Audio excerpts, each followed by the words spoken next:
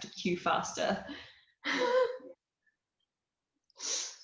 That's what I find as well. Sometimes I'm in a class and there's quite a lot of dialogue, and then I'm like, oh, they've forgotten to cue the breath, and like I try to really focus on syncing my breath, as much as I possibly can. And you're like, oh my God, I can't breathe. And then you just, and then they cue the breath. God, your cat's so cute. It's not my cat, it's Stray, but she comes over every day. Oh, I love it. I love having her here. But that's one thing I've realized is too much dialogue, and that interrupts the breath cue, and then that sends me particularly on this whole like I have to catch up, and then no, that's a good point. I mean, as you're finding out, it's tricky to be able to give all the information, get all the right breaths in, all within the same sphere of being in that flow.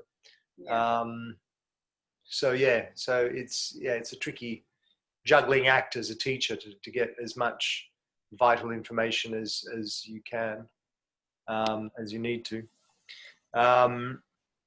We just do the best we can. But as a student, you should realize that there is that limitation that a teacher has to be able to bring everything in. So we should just take some breaths here and there if we feel that we need to. But that's something just to look into. That is your homework. So just to clarify for Azrael and Lena who missed out that last bit at the beginning today, was your homework this week is in your 3 classes that you do every week. You're actually making sure that you're doing at least 3 classes this week. And in those 3 classes online, I want you to take notes of how the teacher addresses any of the aspects that we're going to cover today. So any of the sort of nitbits of a class, how the teacher presented that, or what some of the aspects you particularly liked, or maybe something you didn't like, or maybe thought that they needed to bring in that they didn't, or just your evaluation, your evaluation, your recording of the class. Oh, Lena's gone. Okay, cool. Yeah, thank you. I got it.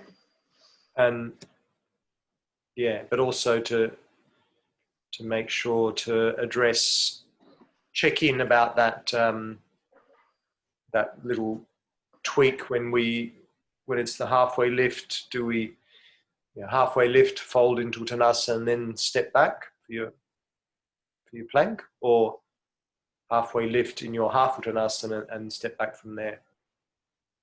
Just to take note of how other teachers do it, just to see how it is done out there. But we lost Lena. Hopefully she comes back in. She disappeared. Probably ran out of battery.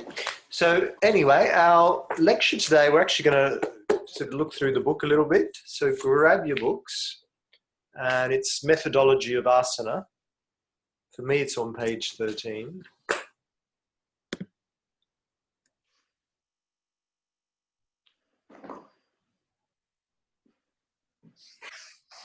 Sorry, my computer is doing really weird things.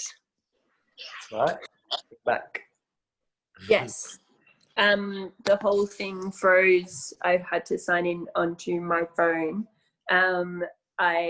You were talking about to take notes in our 3 classes. Yeah. So just to address, just to take notes and make notes of how the teacher within those classes addresses some of the elements that we're addressing today in our lecture. Some of the methodology aspects. Just to notice how the teacher might address some of that, how she brings it into her class or his class. And so ideally, I mean, if you can, ideally 3 different teachers to get a bit of a variation.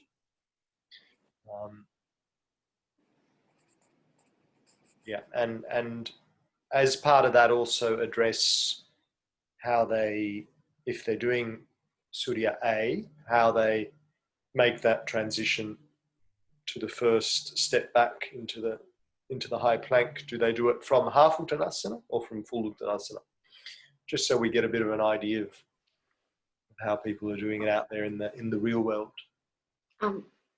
I just got I'm joining Gaia. Well, my sister's already got a Gaia, Gabby has already got a Gaia subscription. So I'm joining Gaia classes this week. I'm really excited to see what's on there. Right. Yeah. Oh my God. Sorry, you guys need to watch Enlightenment. It's a documentary on Gaia TV. It is so good. And the same producer made another documentary about like people who have clairvoyance and stuff. It's just so interesting. Gaia is the best ever. That's all. Check it out. Thank you. Meeting. Wonderful. Great. There's a lot of good stuff on there. We Has anyone done any yoga classes on there that they recommend, like a particular teacher? I have, but I can't remember his name. Sorry. Okay. Kadia's got a very, very much her favourite teacher. It's which I really like too. Name Carla. Forgotten now.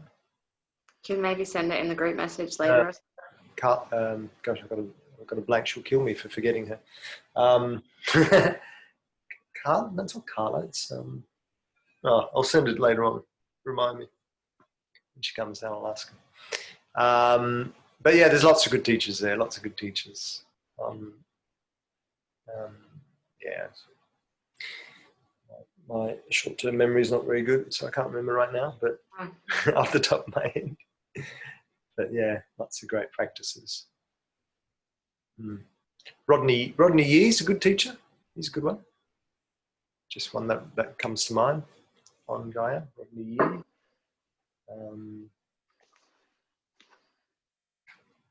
Yeah. Okay, so methodology of asana. So as I said, the idea here today is to just sort of go through some of the elements within our yoga classes that are worth looking into a little deeper. So, for example, it talks here about, please explain the following methods of asana. Ujjayi. I mean, I don't think we really need to go much further into Ujjayi. We all pretty all over the Ujjayi breath, yeah? Is there anything that you'd like to tell me about Ujjayi? Or that you don't know or want to understand a little more? Why is Ujjayi an important breath for our vinyasa classes?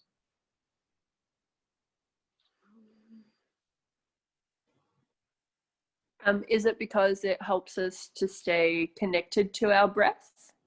Mm-hmm. Yep. How does it do that? Because you're listening to the sound, the oceanic sound. Helps you focus on it a bit better. Yeah, beautiful. So how would you say that in a class? I mean, pretty much what you said. Pretend you're sitting in a class and you want to tell your students exactly that they want to work with their Ujjayi to, well, I'm not going to say how I might say. You tell me, Loretta, how would you say? I guess I'd say, so, with the slight constriction of the throat, it creates a beautiful oceanic sound, which is a really nice focal point for your concentration of your breath, maybe? Yep. Yeah. Something like that? Yeah, good. Yeah. So one of the reasons... Copy whatever you say, Mickey. Sorry? I just copy whatever you say, Mickey. Not really. No, I put my own spin on it. good. Does it allow you to take more breath in? I just have a sense that that's what it does. Is that accurate? Yep. It allows you to deepen the breath, so in and out, because essentially through that contraction or constriction is you're slowing the breath down, and you're encouraging that deeper breath. Does it help with stamina, like an endurance, and does it help you if you're in a hard pose, like doing that breath over normal breathing? Yeah. Yep. Yeah, it does. It's it somehow gives you more energy. Focus or, yeah. Yeah. I thought it was like one of you guys, or maybe in a yoga class I was in recently, did Ujjayi breath at the beginning of our class and spoke about like what it was going to help prepare us, why it was going to help prepare us for the class today, or for the all the asanas. I can't remember what it was though, so I don't know if that's helpful at all, but somebody was talking about why it's going to help in the preparation for the class. Is that someone here, or? Anyone remember? Did anyone bring that up at the beginning of someone who did the opening? No. Not sure. But yeah, I mean, it is. You're absolutely right. It's kind of sets the scene, doesn't it? As you. I like to always start the class with a bit of Ujjayi connection to make sure people are breathing their Ujjayi, but also that sets the scene.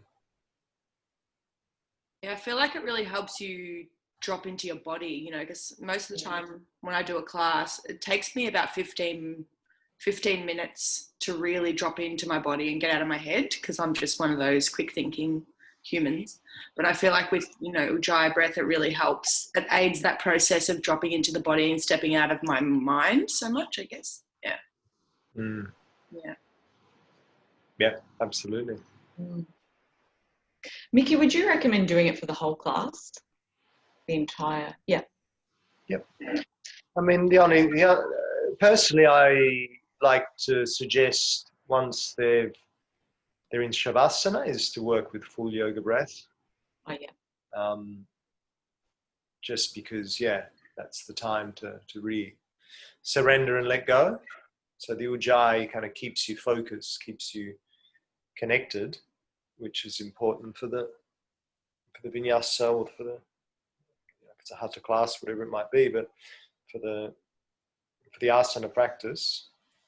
But then in the actual relaxation, then I mean, it can still be Ujjayi breath in relaxation, like a nice relaxed Ujjayi, I guess. But yeah, full yoga breath is quite nice, just to fully be able to then surrender. And with the Ujjayi, I've noticed some teachers will say we always do it, breathe in and out through the nose, but some teachers say you can breathe out through the mouth. Do you recommend that, or is that if you're having trouble doing the nasal breathing, or? Yeah, I mean, yeah, if you're having trouble, and also definitely at a point where you want to make a conceited exhale for whatever reason, like this is let's say working the bandha triangle, you breathe out. So let's say a quite strong exhale, or almost say a force, doesn't have to be force, but when you're a really conscious or strong exhale, then through the mouth is quite nice, like Rosa did in her Salutes to the Sun. She suggested to sigh the breath out. To that whole sighing aspect as well. A sigh is a way to release, isn't it? Just that it's just a way to let go. So you kind of need to do that with an open mouth. But yeah, generally, my suggestion is to always breathe in and out of the nose as your regular rhythm. Just when you need either a stronger or a more pronounced exhale or a sigh, then you use the mouth. I did a class once with Jyoti, who's and he said that when you exhale through the mouth, it like signals to your brain and body that that you need recovery. Like it's like a recovery, I guess. So if you've exerted a lot of energy, then you start exhaling through the mouth as like a way to like cool the body down and bring it back. Is that right or not really? I don't know. I haven't heard that, but that sounds plausible. It sounds about right. Yeah. I hadn't heard that, but it's a nice thing that you picked up. Yeah. Yeah. Potentially. Cool. Any other aspects of Ujjayi? Any other reasons? Any other benefits of it?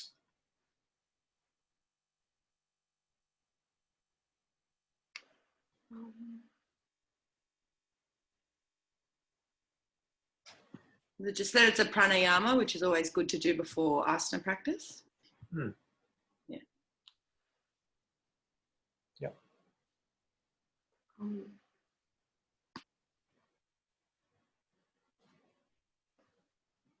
Just that it's calming for the mind. I think we might have already mentioned that. Yeah, no, we didn't. So well done. Yeah. Yeah. Mm-hmm. Yeah, it's got this kind of dual action, both energizing and calming at the same time, in a strange kind of way. It gives you a bit of strength and power, or more than energizing, alertness, you could say. But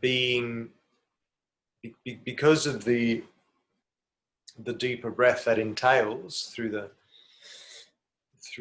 technique, then that helps to then calm the mind. And are we breathing more into the belly or more into the chest? How do you feel? Belly, definitely belly. Do you mean for Ujjayi or in general? For Ujjayi. I do it in my chest because it's connected, because it's all close to the throat. But yeah. So yeah, look, I agree. I think with Ujjayi, you need to focus a little more on chest expansion, and not to say that we're not breathing into the belly, but rather than an abdominal breath which encourages an expansion of the belly. So an abdominal breath, which is then, let's say, your first part of a full yoga breath, and a deep expansion of the belly is a really nice way to relax, because that really switches on your parasympathetic nervous system. But drawing the belly slightly in, so let's say just a slight engagement of the belly, breathing a little deeper into the chest, will then actually help, and we're going to look at that a little later in our integration into the spine section. I've got a really nice article I found online on that. It really helps with this idea of flexion and extension of the spine. So I won't go into much detail of that right now, just because we'll go into it in a greater detail in a moment. But when you're breathing your Ujjayi, if there is just that slight resistance in the belly, so it's not like you're breathing any less deep. You're still drawing the diaphragm down. So if you breathe a nice deep breath, what's happening is the diaphragm is moving down, the diaphragm, it's essentially stretching, which if you let the belly relax, then the belly expands just because of that action of the diaphragm moving down. So you can try that. You breathe deep, diaphragm moves down, you feel the belly expand. Now, if when you're breathing that deep breath, same deep breath, you're creating that slight constriction there at the throat, and then instead of allowing the belly to expand, you're still allowing the diaphragm to move into the same position, but just like a slight resistance with the belly. So just, the diaphragm's moving down, but there's that resistance with the belly. So that then what happens is that you feel that the chest expands a little more. Can you feel that? Try that. Yeah, I can feel that. And it's not that you're breathing any less deep. It's just that you're just starting to tweak the way you breathe. And what that's going to do in your asana practice is give you a little more integrity when we start to lengthen, when we bend the back in certain ways. So try this, yeah? Try breathing into the belly, allow the belly to expand. And while the belly is expanded, just come into it, just a gentle back bend, yeah?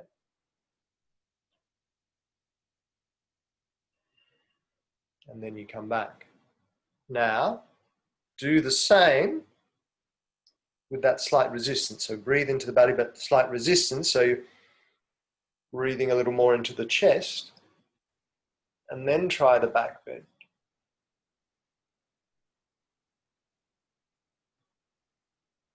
And so I want to ask you what the difference is.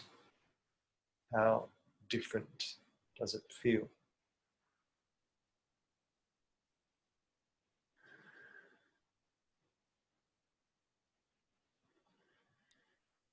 I think in the restricted version, you're just moving more from the top of your spine, the cervical spine, a bit of the thoracic, but not got much more extension.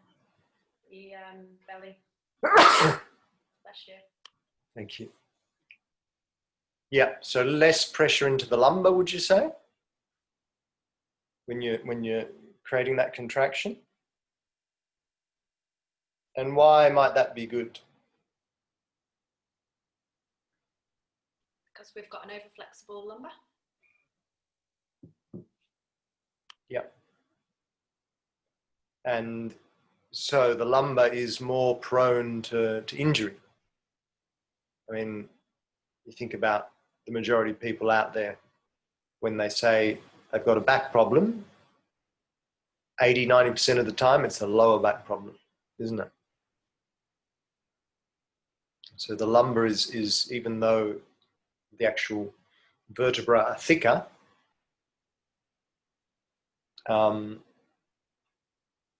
there's more potential for injury down there. So yeah, so that drawing in of the belly slightly, essentially what that's doing is it's engaging your core. It's like a hint of Uddiyana Bandha, which gives you more stability down below. And when we start to work with more dynamic movement in the spine, it just gives the spine more integrity to be able to move in a safer way. And also to be able to extend a little further.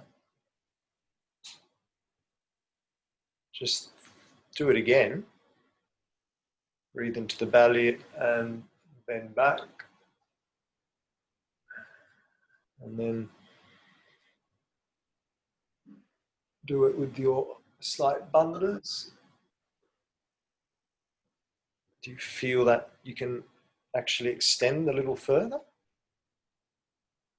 with more integrity? So we're kind of crossing over now, spinal integration and ujjayi breath. But it's all connected. It's all interconnected. So really, I think it's a really important thing to keep bringing into classes is that that connection to bandhas or to your core. And it's not like it doesn't have to be any force kind of action either. It's just, it's just that slight resistance there, that slight engagement with the abdominals in towards the spine. And just that slight engagement that just frees everything else up to move with more integrity.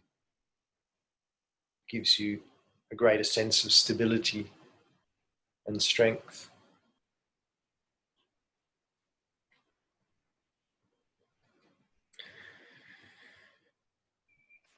Does it give you, it's a sense of it more lift as well? Mm-hmm. Yeah. Because that slight resistance or slight activation of the core, like the core abdominals are so much, they're such a stabilizing, but they create such a strong foundation for the spine and for everything, don't they? Yeah, absolutely. And yeah, I think it's a really important element of the practice, which sometimes can get overlooked, and it's an important thing to try and learn from the outset how we're going to work from the inside out. In some ways, we're going to build up that inner core. People often look at yoga and just think of the flexible aspect, how wonderful, and that's what they strive for in the yoga pose. But we've got to do it from that place of integrity to make it more sustainable.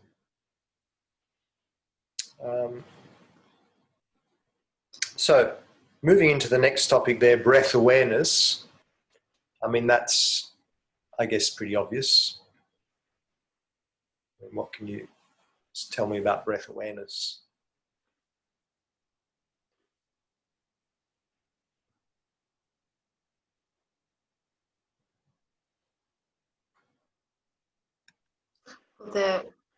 Sorry. No, you go, Bella.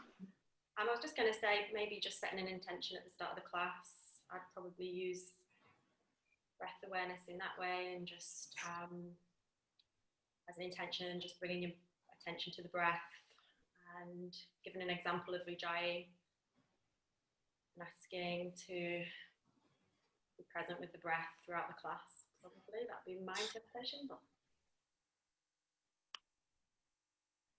Yep. Yeah, wonderful. And that's where we can weave in those first three topics: Ujjayi, breath awareness, and intention is the next one. But for sure, yeah. Keep going. Anyone else? I'm just switching my heating off just a moment.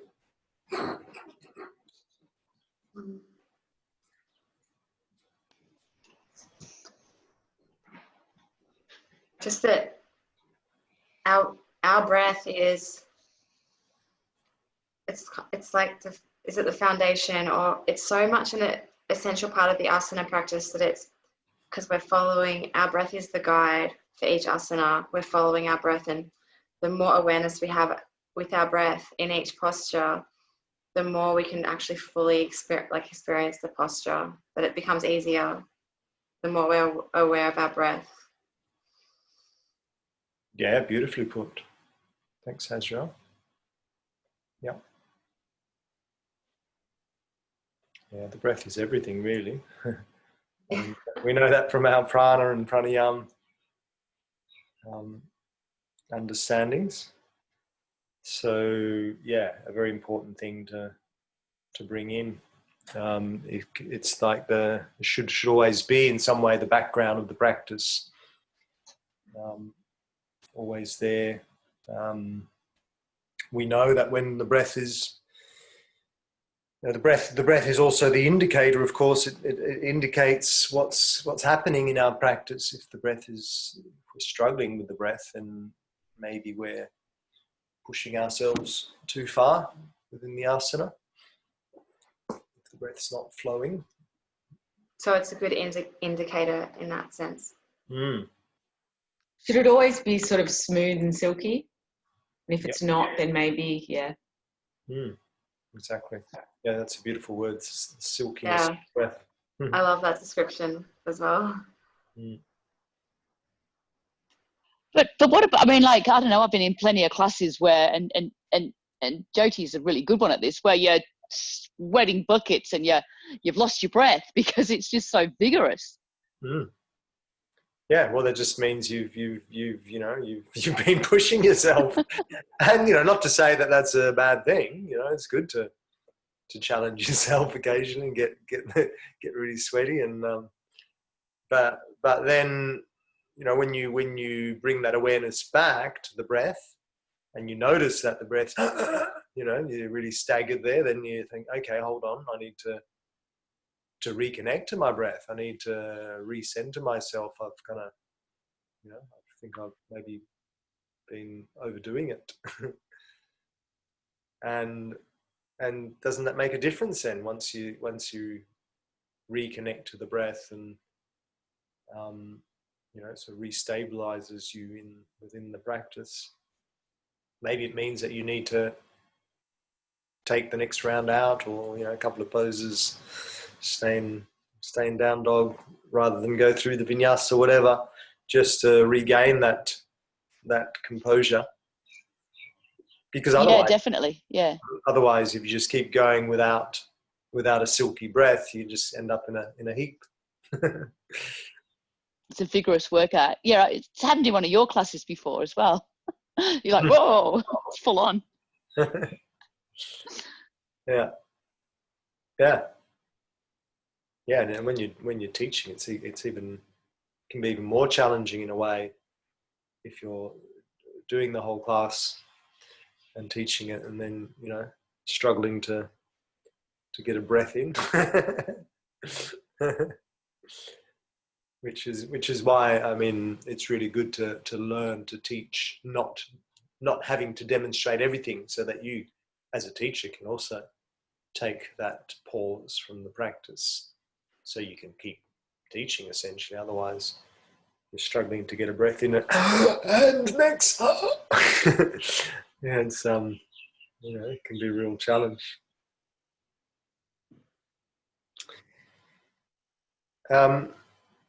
So intention comes next. So what's the importance of setting an intention at the beginning of every class? You tell me. So I'm encouraging a bit of discussion today with this. It creates more awareness as to why you're actually doing yoga. If you set an intention, then it reminds you that you really are doing this incredible, healthful healing practice to create more health, to create more well-being. It connects you, more to the why you're even there in the first place. Wonderful. And the power of it as well. Yep. Good. Is it also about having that intention that creates a focus, and the focus is something that I've just been doing my 8 limbs of yoga homework, so I'm just focusing on, is it the 5th or the 6th limb that's about focus, about being able to maintain that focus, which then allows us to go to the next level. Yeah, wonderful. So that can be the intention, can't it?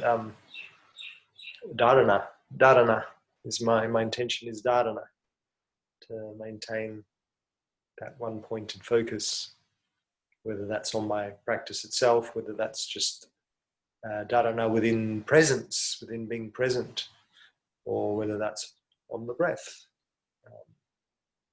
whichever way you might want to express it. On a more like, I guess, energetic level, usually our intentions are quite like high vibration, or like high frequency, because we're always intending for something good to come out of it.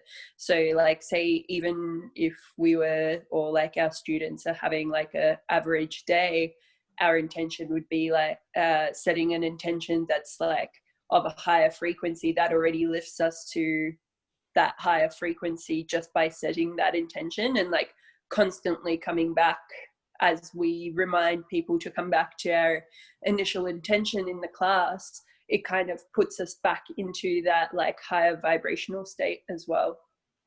Mm. Through the class. Yeah, beautiful. Well done.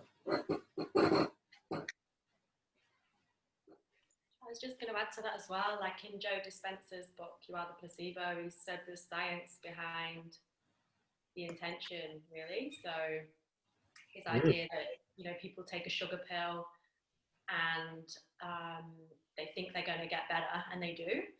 And the science is that just take the sugar pill away if you just believe that you, with your thoughts and feelings, and when you do that with yoga, you're embodying that intention, is that it can be really powerful on a cellular level, that you are able to create that within your body. So your body doesn't know the difference between whether you've achieved something or not, which is pretty potent, I think.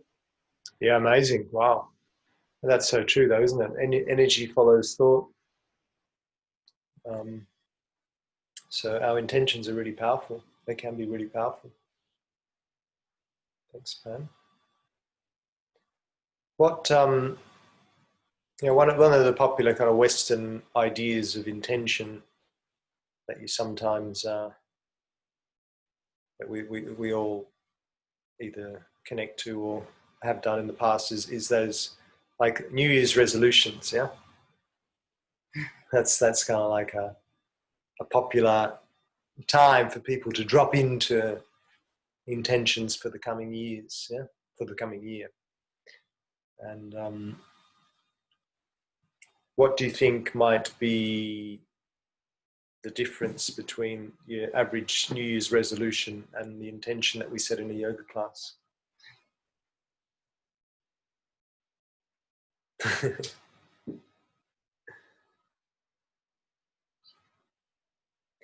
Kadia's here too now, so she's joining in. Hi, everyone.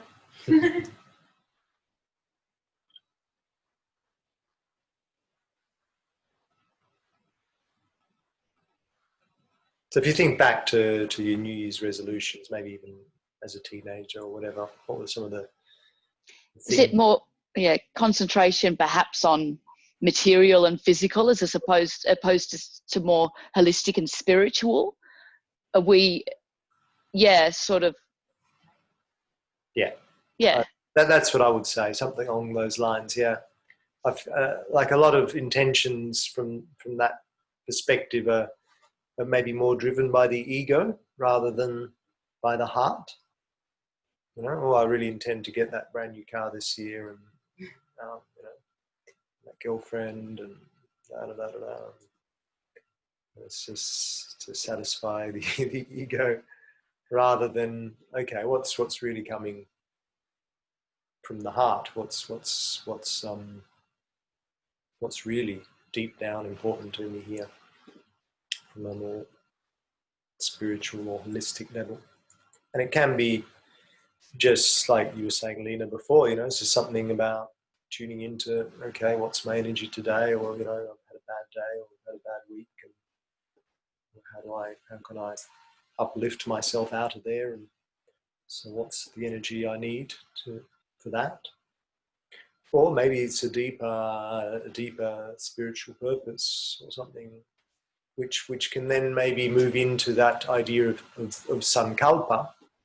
So we heard the word sankalpa before. So some yes, some no. Those who have, what could you tell me about sankalpa? What does sankalpa mean to you?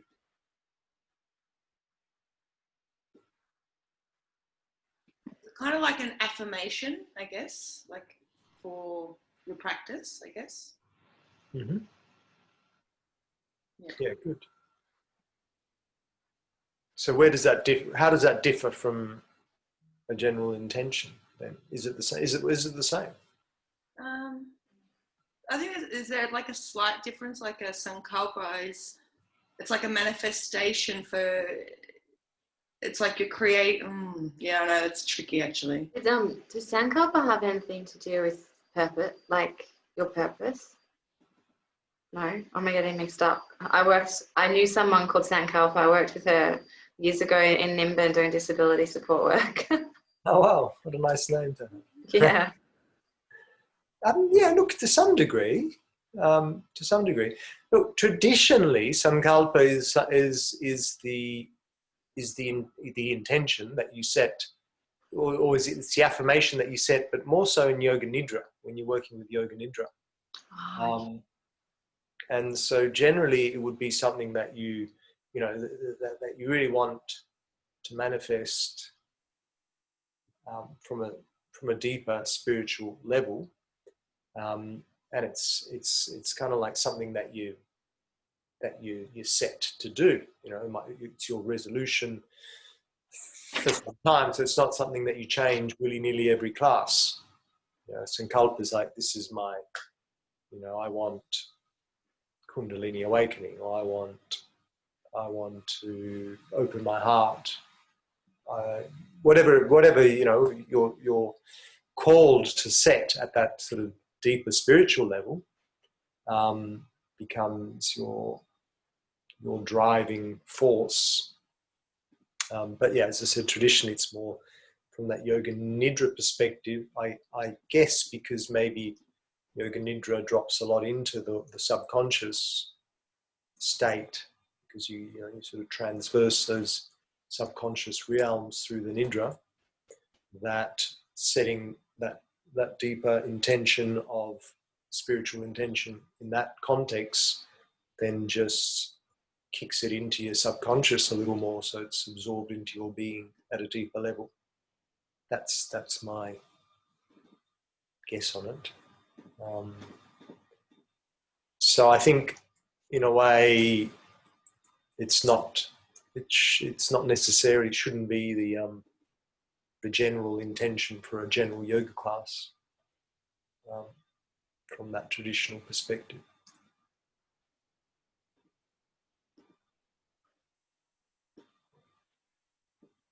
Although, they can still, definitely, you can still bring in your sankalpa at the start of your practice too. There's nothing wrong with that if that's something that you've set. You've got this firm calling or wish or desire, which ideally is not driven by ego. Then no reason not to bring that into your asana practice as well. At a start of a class, could we potentially say something like that? So like when we're setting the intention, could we then just kind of go, like if you have a sankalpa that you're working with, you can bring that into your practice as well? Yeah. Yeah. Yeah, but then it could be good to maybe just designate if that's something that you're already working with, so people who are, then they kind of know what it is for them. But if you're not, then maybe just delineate the difference. Say if you've got your sankalpa you're working with, bring that. Otherwise, let's bring an intention into the practice, and whether it's a breath intention, a physical intention, or a spiritual, emotional intention, as kind of listed in the book there. So, if it was a breath intention, what's something that you could suggest as a breath intention?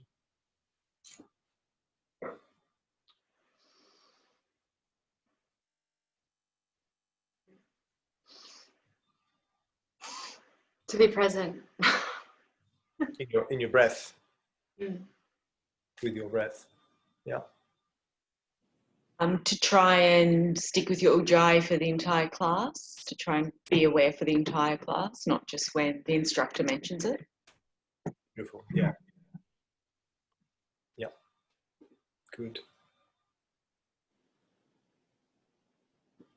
Yeah, to keep that connection to your breath throughout, or to the ujjayi.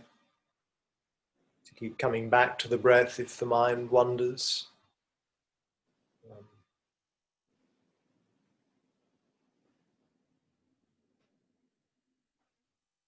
To use the breath as the background to your practice.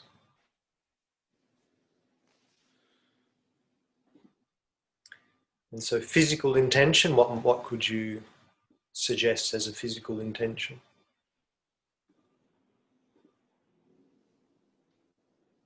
Kind of you. Yeah, you're back, yeah. To listen to your body and not overexert yourself to prevent injury. Yeah, good. Excellent.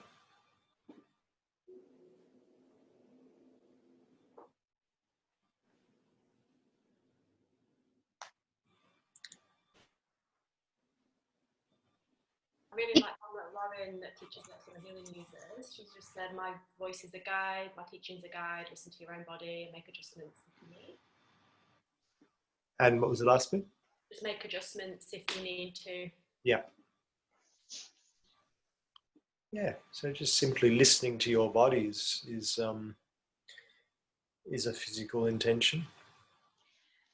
But also, very important, but to also to allow yourself to progress, there's got to be some challenge. So could it be as a physical intention, I don't know,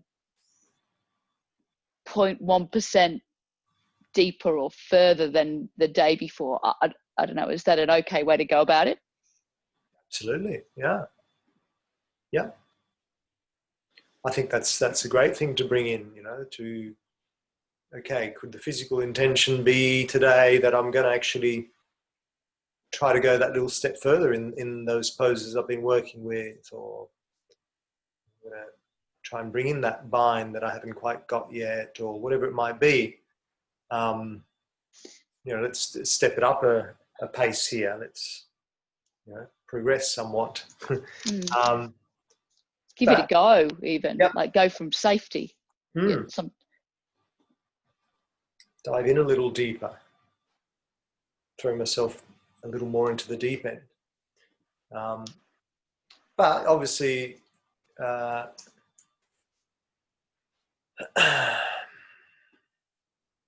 if that's where I guess that's where we need to be a little careful, and that's where sometimes it's those difference between the yoga communities and classes and teachers. Of some people really drive a really strong and challenging and demanding class, and that's often the energy in the room, which is fine as long as you're still obviously aware that you're not going to be pushing yourself. And so sometimes that needs to be given as a reminder as well. I think it's really important to, like, if we are going to be instructing things like that, to use like invitational language. I find that really amazing. If anyone, I don't know if anyone's done a William Wong's class, I think he's really good at it. He kind of, the way he's just really fresh on my mind. I've just done one of his classes. He kind of goes, and do you think that do you think you can do, could you go a little bit deeper in this pose today? He doesn't go like, yeah, just little wordings make a really big difference in those situations. Yeah, no, well said, well expressed. Yeah, little subtle invitations here and there to explore a little further in the pose, or just give yourself that little extra edge to move into? Is there a little more space to just go a little deeper? What I was Yeah. just thinking of is the Sthira Sukha. You could maybe introduce that concept with that physical intention, Mm-hmm. that strength and softness. Yep, absolutely. Can you say that again, Pam? You know the Sthira Sukha concept, so the Sanskrit, where we try to use strength and softness at the same time. So like Mickey explained it once we were in Tadasana, and he was like, your bottom half of your body is like strong tree roots and the top half is more soft. So trying to find that balance, and you could use that as yin and yang as well, or sun and moon, I think Mickey said before. So, you know, different references to that strength and softness within each pose. So not pushing yourself too much. So how can you bring more softness and more power together? I don't know if you do like 50-50, or would you do like more strength and less, I don't know. I think it would just vary depending on the pose, depending on the situation. I guess you aim for a 50-50 as much as you can. But the Sthira is pretty important to begin with, just to ground, that grounding action, that stability. But then from that, you want to be able to expand into a sense of lightness as well. And that's essentially where, and I'm going to bring up, actually, that almost moves us into the next little topic of discussion. I'm going to bring up a little thing to read through from the Heart of Yoga, which looks into that quite nicely. Just exploring that a little further, the Sthira Sukha.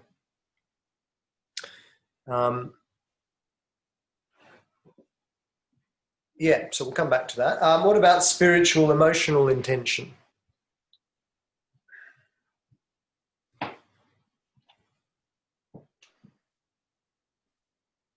What's something you could suggest there?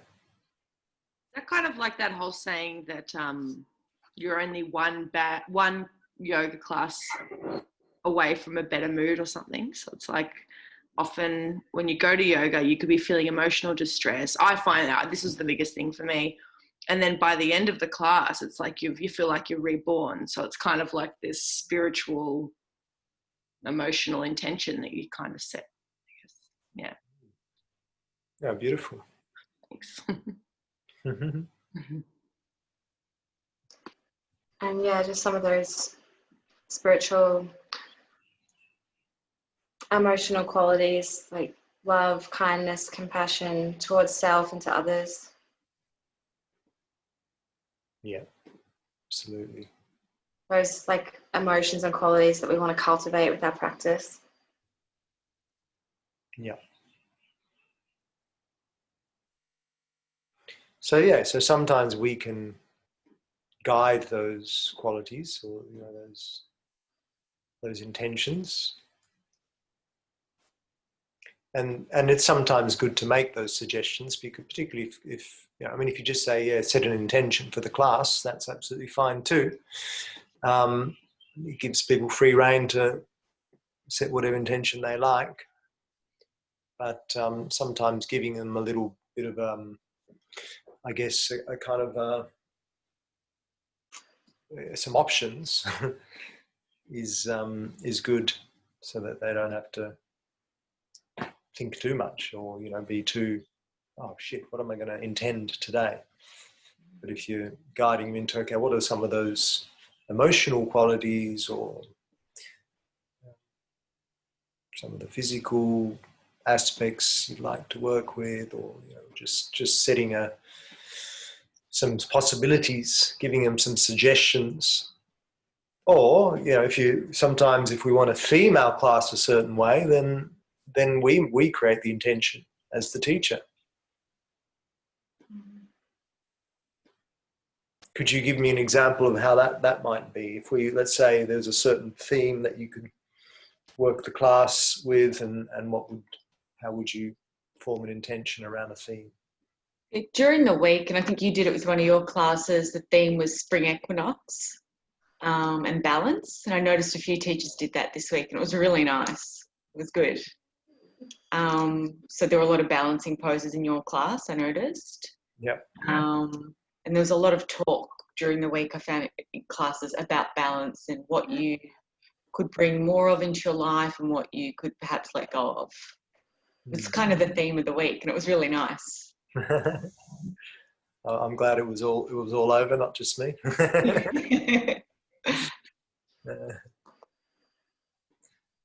So that's also ties in, I guess, in a way, because I don't think it's in here, but that's very much, I think, an important element of this lecture here is theming the class. So your intention can be tied in with that, or can be part of that, but also considering a theme for the class. What is the theme going to be? And sometimes a nice thing is to understand the astrological energies, what's happening astrologically. So theming into solstices, equinoxes, that kind of thing, if we're in that, or the moons, full moon, the new moon, both have their different energies. So tapping into that, if you're into astrology, you can bring that into the theme. Are we in Libra at the moment, or whatever sign we're in? What are the qualities of that sign? How can we weave that into a class? The possibilities are endless. You give me some examples. What are some of the cool or great themes that you've encountered before in a class? Yeah, I did a series like Damien Munro on every Wednesday night at Carnegie, did a different chakra each week. So he'd do a focus on a different chakra, and obviously brought all the poses in that were relevant to it. And that was really lovely. Yeah, great.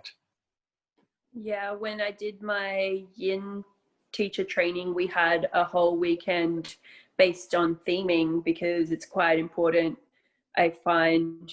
And yeah, that was a lot to do with your chakra system, and then meridians and things like that as well, and bringing in the seasons and the elements, and focusing around that. That was really cool. Yeah, and then with yin, of course, we go into Chinese medicine as well. Yeah. So you can bring all that element into it too. So the elements and the organs, the meridians, the season we're in, all of that can become part of your theming. Could you do it in a vinyasa class? Absolutely, why not? Cool. Yeah. Yeah, so you've got that knowledge already. Yeah. Great thing to bring into vinyasa class. Cool. I'll sometimes, work in vinyasa and talk about the liver meridian or something while we're in a pose, even though it's vinyasa, but let's bring it in.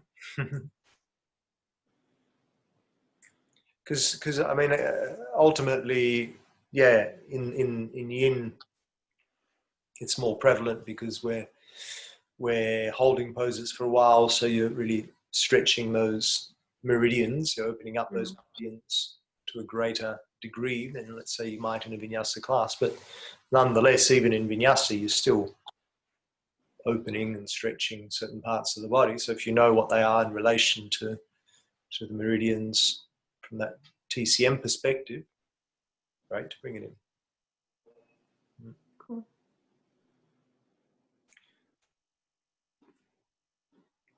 We could theme in aspects that we've touched on in previous lectures, like the gunas, couldn't we? And the doshas and the koshas.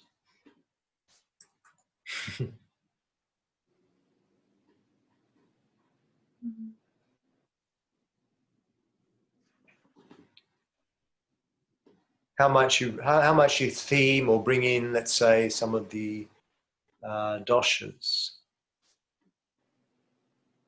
You think of how that might be woven into it.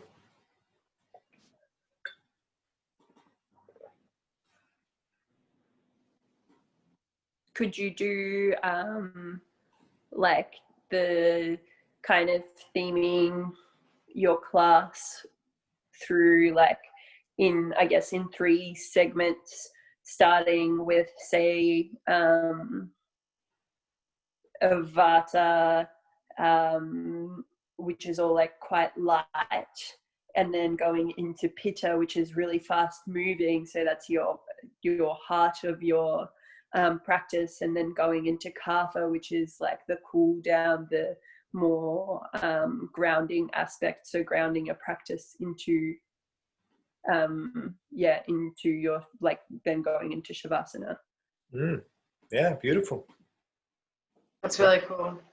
Yeah. And honest, it's a kind of related theme. Another one I was thinking of was about the elements. Going through elements. Yeah. Yeah, wonderful. Or even something about how you can bring into your practice the balancing of the doshas. So, you know, a recognition of the one that's perhaps needs to be awakened more, and how you can bring that in. Obviously, that comes with some explanation around it, but getting people to focus on how they can build their least prevalent or non-prevalent dosha. Yep. Wonderful. Yeah. So, I mean, if that was going to be your theme, so at the beginning you might give them a little rundown on the doshas, yeah? Little couple of minutes just explaining what the doshas are and what some of the qualities of each dosha are, so that people can try and work out what their prevailing dosha is, or where they need to do the work. Be a wonderful theme, wouldn't it?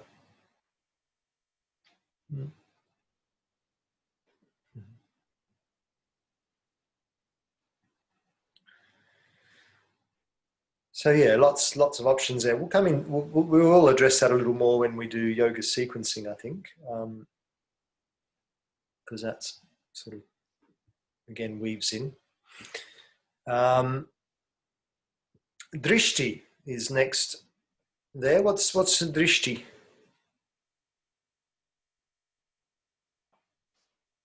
Point of focus. Sorry. So the same thing. Yeah, we said the same thing at the same time. What did you say? I missed it. Oh, a point of focus. The point of focus, yeah. Specifically with Your gaze. with your gaze, yeah. Let's see what it says here. Actually, this is one. There's something written. Drishti is a gazing technique that develops concentration and teaches you to see the world as it really is. In the Upanishads, it talks about through focus you can change the magnetic field not only within you but all around you. The eyes are the gateway to the soul. Where the eyes move, the eyes move.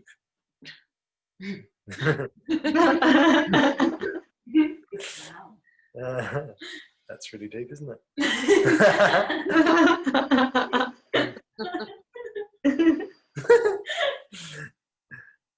I'm not quite sure what I meant to write there. So drishti, Sanskrit drishti, or focused gaze, is a means for developing concentrated intention.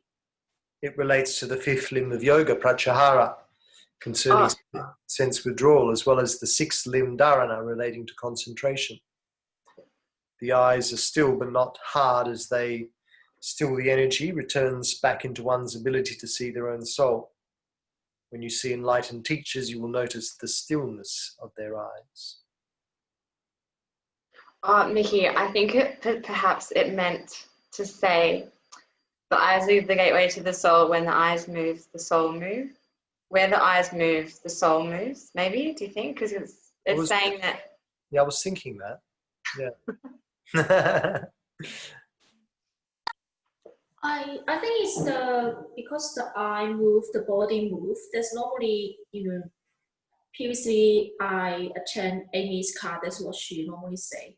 your arm move and your body move, especially when you're doing the balance pose. Yeah, good point. It's kind of like, So it's about your eye move and your body will move. the body follows, yeah.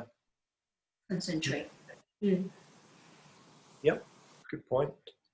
So it helps, the drishti is that concentration point to help you be more steady in your asana. When you're focused with your eyes, the body steadies as well. Because you've got that, if the eyes are flittering about, you're more likely that your body will flitter about as well. The eyes are steady on one thing, you're bringing in that focus, that concentration, which is, that dharana. And pratyahara in the sense that you're still using one of your senses, obviously, you're still using the eyes, but you're bringing that as the focal. So the pratyahara is a pathway into focus by then withdrawing from any of the other senses which might somewhat distract you. And so sometimes, pratyahara, we even look at it in the sense that we can be using a sense, one of our senses. It's not necessarily the complete withdrawal of the senses. Sometimes one of the senses becomes the pathway to the focus. So sometimes it's a really beautiful focal technique to use a sense, whether it's listening to a mantra or chanting a mantra, there's a sense of sound drawing us in. Traditionally, even using incense, some of the fragrances to awaken the sense of smell, which encourages that breath focus and draws us inwards through that particular sense. And so the drishti, the gaze, the focus with the eyes, also then is a way for pratyahara to then use that as our point of concentration.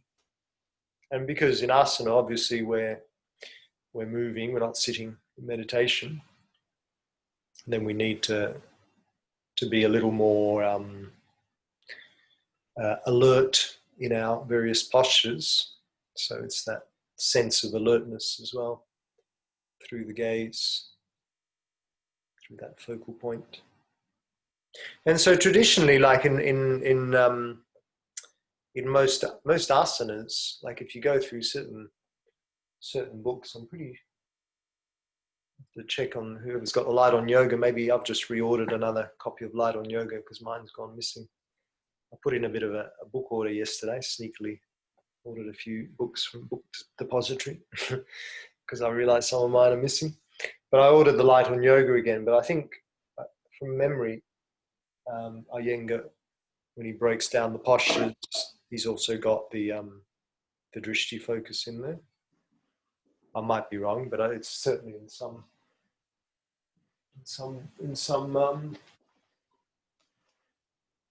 books.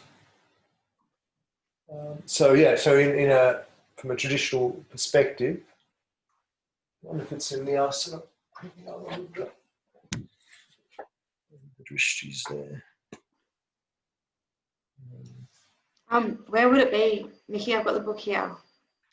So if you just look through some of the, just some of the classic postures, does it tell you the drishti of when it describes the poses, or just kind of list them?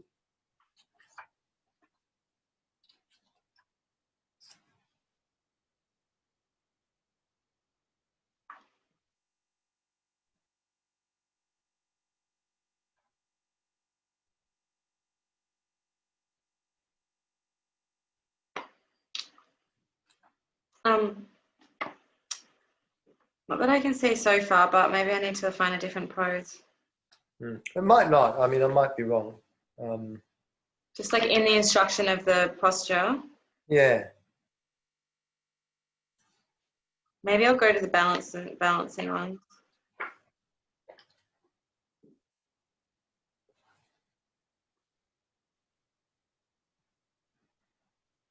Yeah, see, in the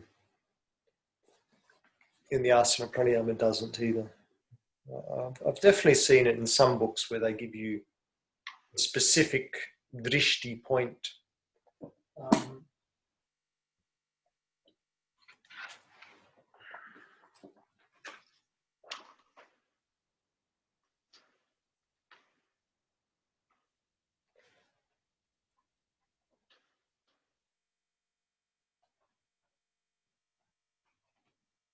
Yeah, so in from an Ashtanga yoga perspective, this is just a general Ashtanga book I've got. They do mention the drishti point for each pose. For example, here in Prasarita Padottanasana, they say, they list the drishti as the nose.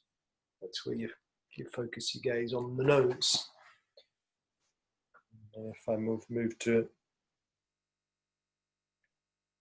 Uttita Hasta Palangustasana, that one there. Then the drishtis on the toes and far right and far left.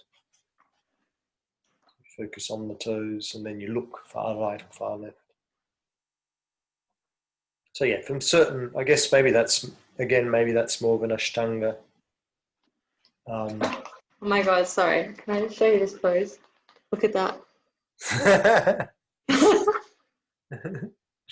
Yeah, that's your homework. Next week, you've all got to do that pose. Who in the world can do that, honestly? That.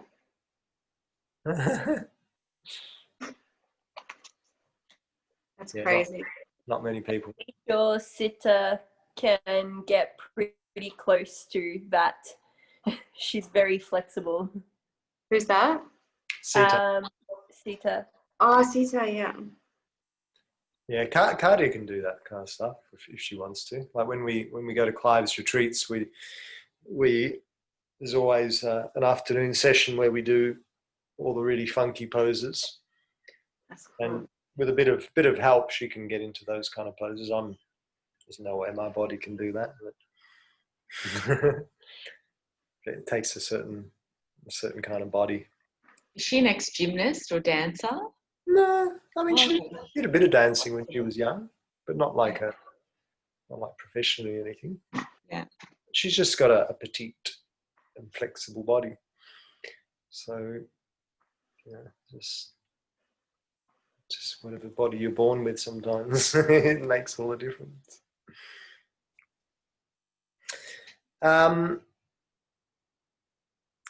So yeah, drishti is a good thing also to bring into your classes. It just again gives your students a point of focus, and that's a very big aspect of what we're trying to cultivate in our yoga classes, is that focus, that concentration. So bringing that into each posture, you don't have to bring it into every posture, but good to occasionally bring it in. And so there are traditional drishti points, but you can also, you could make them up as long as it feels right for the pose.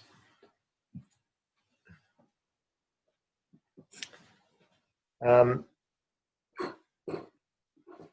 after this, that it talks about stira sukham asanam.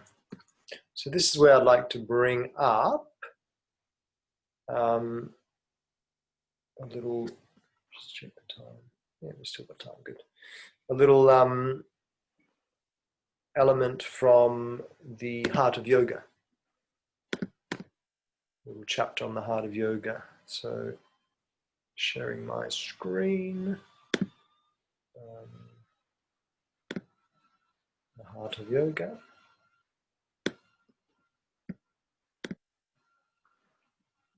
No, light on yoga doesn't have any indicators of drishti. It doesn't even have it in the tree pose, so. Oh well. I had to look through, couldn't find it. Yeah, interesting. I thought it did, but I'm wrong. Yeah, so maybe it's more from that Ashtanga perspective that it's really, yeah. Hey Mickey, sorry, can I try and log in with my computer? It's working again. Just Sure. because I can't really see anything off my phone screen. Yeah, go on. Yeah, no worries. We'll wait for you.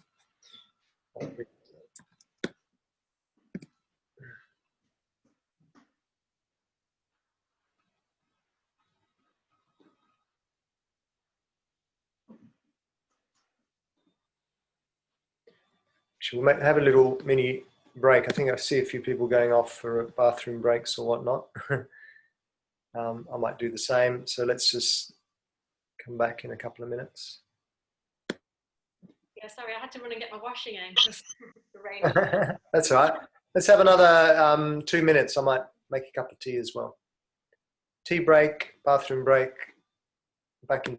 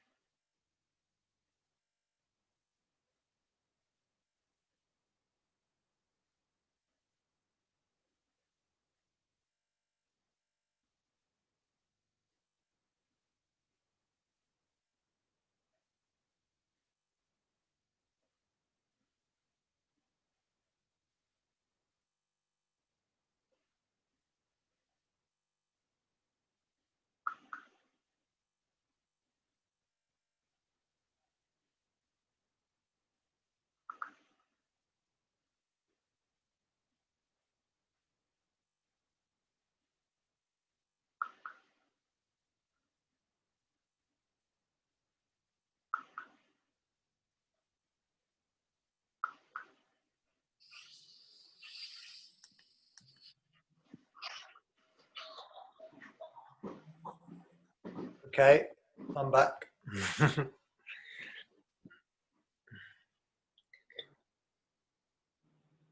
What's the yoga teacher that you really like again? No, Chan. no. From Gaia. Clara. I was telling everyone before that I couldn't remember the name. I was saying Cara for some reason. Clara, the name of that yoga teacher on Gaia. Clara Roberts Oss. It's Cardia's favourite teacher on Gaia. And one of mine. Not my choice. No, I do like her very much. She's wonderful.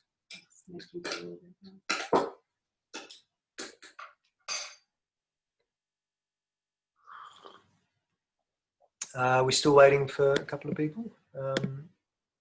Waiting for Azrael, I think, yeah. You back on your laptop, Lena? No, wouldn't work. No, it loaded and then I went to get a cup of tea and Zoom just keeps like signing me out and then saying that I need to check my proxy and firewall, which I don't know much about computers, so I'm like, okay. Oh, bummer. Yeah, but if because my phone is also on 25% because I had my laptop here, so I was just like, oh, like I won't need my charger. So if I go off at some point, which I don't think I should, but if I do, I might not be able to come back because my phone's dead. Okay. Thanks for telling us. We'll know why you just here if you do. Oh, sorry. Go on. No, go on. I also, an old friend of mine gave me a book called Yoga for the Mind by Yogi William Zorn. It's a really good one.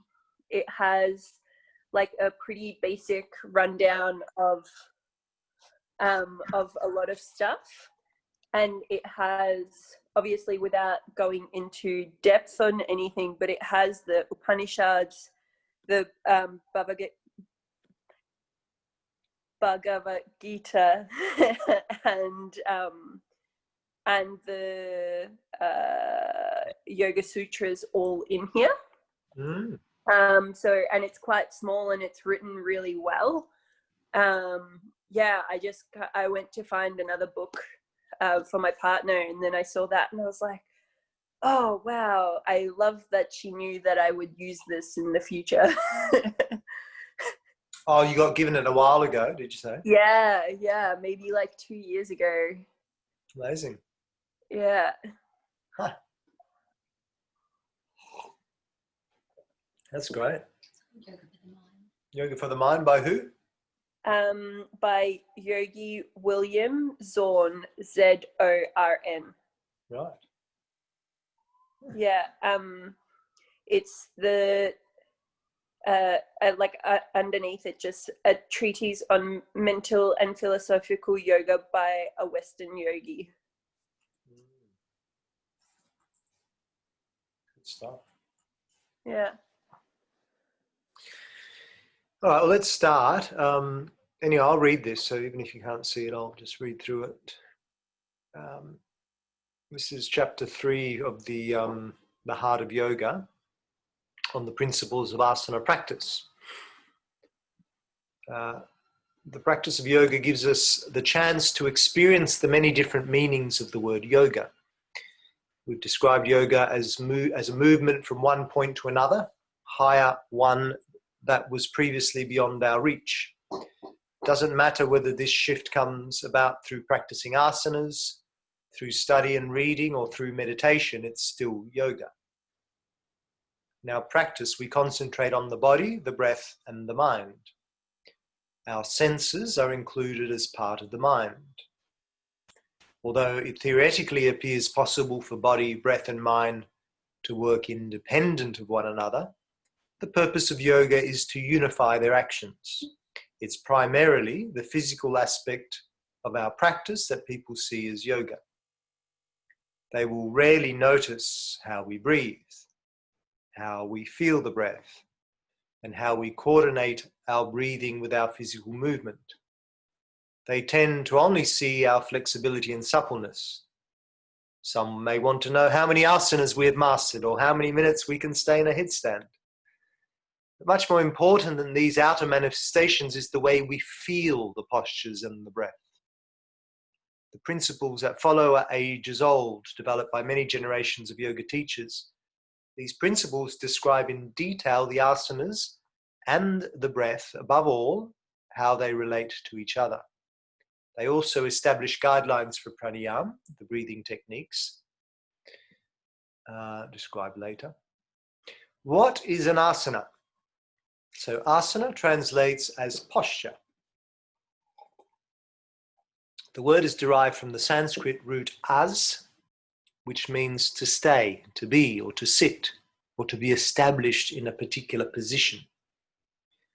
Patanjali's Yoga Sutras describe an asana as having two important qualities, sthira and sukha.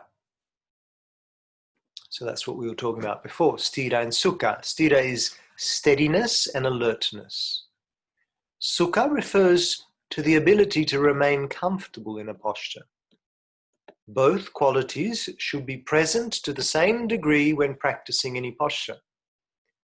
Neither sukha nor sthira are present when we sit with crossed legs for a photograph if we have to stretch them out again immediately afterwards because they are hurting. Even if we achieve the steadiness and alertness of sthira, there must also be the comfort and lightness of sukha, and both must be present for a certain amount of time. Without both these qualities, there is no asana. This principle of yoga is fulfilled only when we have practiced a particular asana for a certain period of time and feel alert and unstressed as we practice it. The following precepts only serve to ensure that every asana is practiced with both sthira and sukha.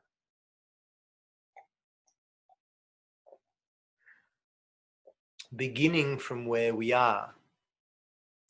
When we go into a posture or carry out a movement that feels tense, it's difficult to notice anything else besides that tension. Perhaps when we sit in a cross-legged position, our only thought is for the pain in our strained ankles. In doing this, we are not really in the asana we are striving for. We are obviously not yet ready for this particular position. So rather, we should first practice something easier. This simple idea is a foundation of our whole yoga practice. Practicing the postures progressively, we gradually achieve more steadiness, alertness, and overall comfort. If we want to make this principle of asana practice a reality, we have to accept ourselves just as we are. If we have a stiff back, we have to acknowledge this fact. It may be that we are very supple, but our breath is very short. Or perhaps our breathing is all right, but our body gives us certain problems. It's also possible to feel comfortable in an asana while the mind is somewhere completely different. This is not asana either. It's only possible to find the qualities that are essential to asana if we recognize our own starting point and learn to accept it.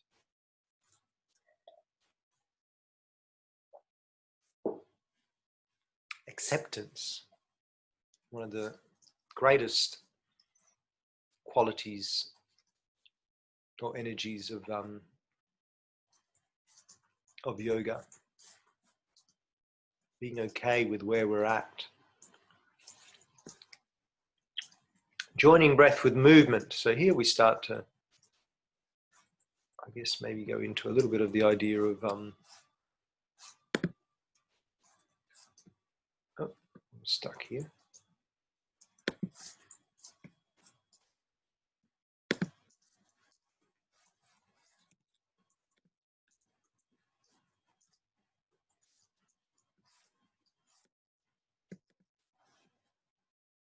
Sorry, yeah. For some reason I'm not able to scroll anymore.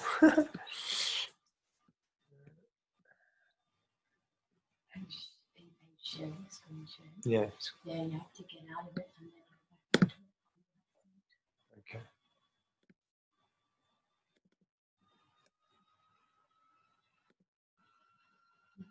Yep. My computer's frozen as far as being able to move through this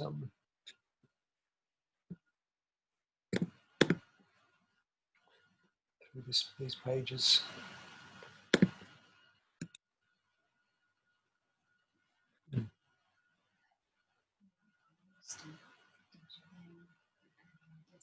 Maybe I'll just shut it down and then reopen it.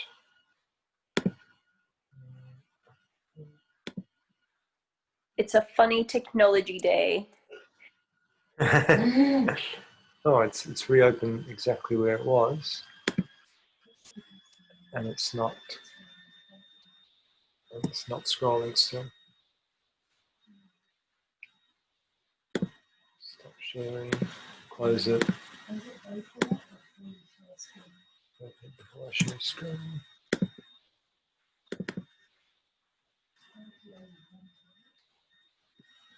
It doesn't scroll. It's not scrolling.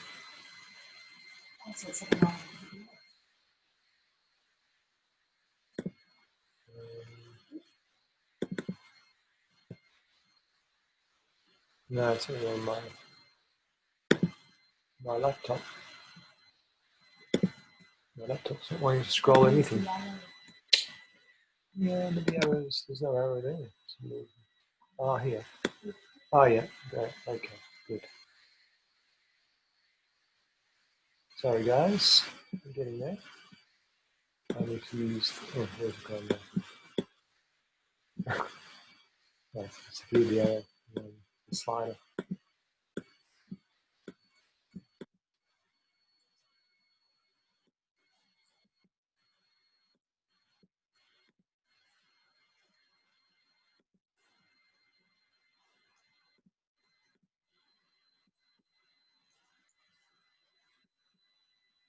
Okay,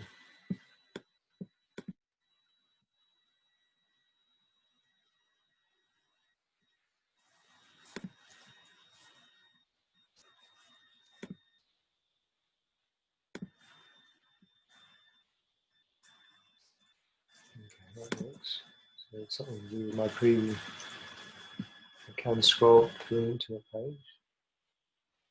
Okay, I'm going to just read through it because I do have it on my book with me. So, no, it's not scrolling. Apologies, guys. So sorry, I'll read through it. Joining breath with movement.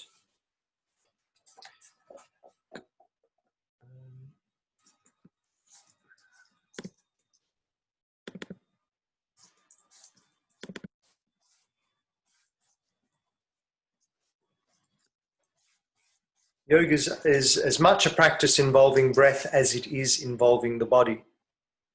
The quality of our breath is extremely important because it expresses our inner feelings. If we are in pain, it shows in our breathing. If we are distracted, we lose control of our breathing. The breath is the link between the inner and outer body. It's only by bringing body, breath, and mind into unison that we realize the true quality of an asana. Recognizing our personal starting point begins with the exploration of the body, including the breath. For this, we use simple breathing exercises such as making the inhalation as long as possible. In this way, we can observe whether it is the chest or the abdomen that expands and whether the back stretches with the breath. To explore the present state of the body, we use dynamic movements of the arms, legs, and trunk. For instance, we direct a group of yoga beginners in raising and lowering the arms, and we ask, did the arm movement primarily stretch your back, or did it stretch another part of your body? Some will say the movement stretched the back. Others may have noticed extension predominantly in the shoulders. The reason why people have differing experiences in this situation is because Some large movements are initiated in various ways by various peoples. Those who have a stiff back find that all the effort for initiating the movement of the arms comes from the shoulders, whereas those who are more supple will notice that the initiation happens at the scapula, closer to the spine. Observing the body in this way is the first step towards changing uncomfortable or inefficient habits of movement and posture that cause stiffness and ultimately hinder the flow of vital energy through the body. This kind of investigation requires a teacher who can lead the students on the journey of discovery. The teacher can't do this. The students are not only in danger of misunderstanding yoga, but they also may be discouraged. The first step of our yoga practice is to consciously link breath and body. We do this by allowing every movement to be led by the breath as we practice the asanas. The correct linking of breath and movement is the basis for the whole asana practice. The simple exercise of raising the arms on an inhale and lowering them on an exhale helps us find the rhythm of combined breath and movement.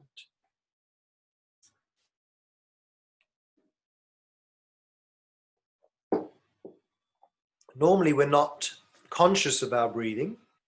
It's an automatic process and we do it without will or volition. For breath and movement to be coordinated, our mind must attentively follow their union. When we do this, inhalation and exhalation are no longer automatic but become a conscious process. Finding the natural link between breath and movement is the most important part of asana practice. It requires determining whether it is the inhalation or the exhalation that is amplified or made easier by certain movement, and then making sure that the breath is the one we combine with the movement on which we are focusing. So continuing with an example of the arm movement described previously, the natural breath rhythm would show an ease in inhaling as we raise our arms and an ease in exhaling when we lower them. Also, the length of the inhalation and exhalation would determine how quickly we raise and lower our arms. In practicing this simple movement, we can learn one of the basic principles of yoga, that is, to become fully involved with our actions. The consciously directed breath supports and strengthens the natural coordination of breath and movement. For example, on a natural exhalation, the ribs sink while the diaphragm rises and the front of the belly moves towards the spine. The same movement happens internally in every forward bend. That is, the ribs sink and the belly push back towards the spine. So in order to amplify the natural breath, we breathe out in all the exercises where a forward bend is the primary movement of the body. And the opposite, in performing a back bending posture, such as a cobra pose, let's say, the movement of the ribs raises the chest and causes the spine to bend backwards. So by deliberately combining the backward bend with an inhalation, you make the movement easier and more effective. In contrast with forward bends, which are only done on the exhalation, in certain back bends, we have the freedom to breathe out or in. And twists as well, they're closely linked with a specific breathing pattern. As the spine and ribs rotate, the space between them is reduced and the abdominal area is slightly compressed. The diaphragm, meanwhile, moves upwards. So if we combine the beginning of a twist with an exhalation, we are following the natural pattern of breathing. The rules for linking breath and movement are basically simple. When we contract the body, we exhale, and when we expand the body, we inhale. Exceptions are made only when we want to create a particular effect in the asana by altering the natural breathing pattern. So we don't simply inhale and exhale without attention, but instead we make sure that the breathing initiates the movement. The length of the breath will determine the speed of the movement, and this integration of breath and movement in time becomes quite natural. There's various ways of encouraging the conscious awareness of breath and movement, thereby avoiding mindless repetition. One good method is to introduce a short pause at the end of every movement.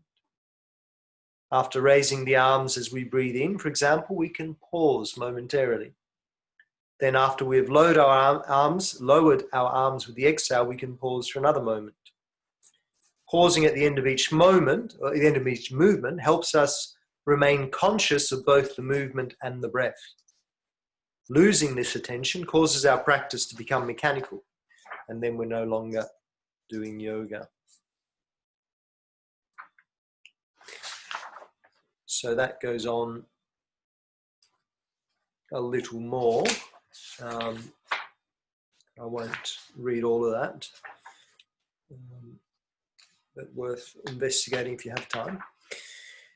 But just quickly on chapter 4, the careful construction of yoga practice, how can we realize the qualities of sthira and sukha, the steady alertness and the lightness and comfort of being necessary for good yoga practice? The Yoga Sutra refers to a beautiful image from Indian mythology to illustrate the concept of sthira sukha. The story tells of Ananta, the king of snakes, floating on the ocean, his long snake body coiled to form a comfortable couch on which the god Vishnu lies. The snake's 1,000 heads reach up and out like a protective umbrella over Vishnu, and on the umbrella rests our earth. The snake's body is so soft and gentle enough, that's the sukha aspect, to serve as a couch for a god. But at the same time, it's firm and steady enough, there's the aspect of sthira, to support the whole earth. So we should endeavor to bring these same qualities of gentleness and steadiness into our asana practice, all the while making sure that we exert progressively less effort in developing them. In order to attain sthira and sukha, our yoga practice has to be sensible and well structured. When we practice asanas, there is a starting point where we begin, just the same as for anything else in life. The starting point for this practice is the condition of our entire being at that present moment. It therefore helps to know as much as possible about our whole constitution so that we can advance step by step, developing our practice in accordance with our abilities. So developing a yoga practice according to the ideas expressed in the Yoga Sutra is an action referred to as vinyasa krama. Krama is the step, nyasa means to place, and the prefix vi translates in a special way. The concept of vinyasa krama tells us that it is not enough to simply take a step. That step needs to take us in the right direction and made in the right way.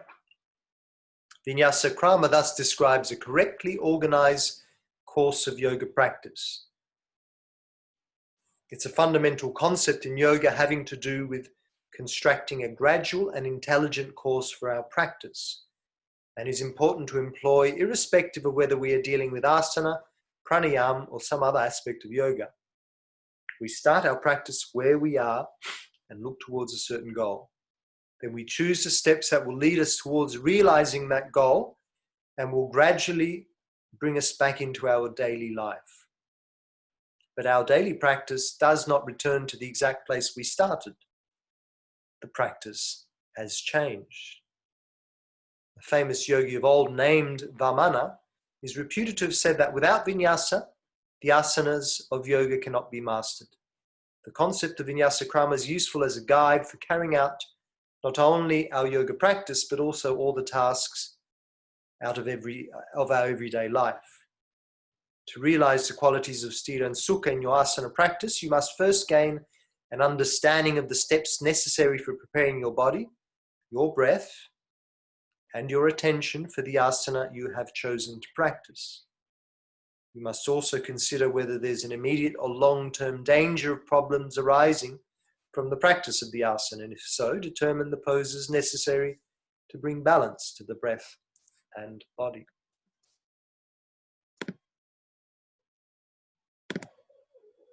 So I'll leave it there with the heart of yoga. But what can you take out of that? Everything I just read there.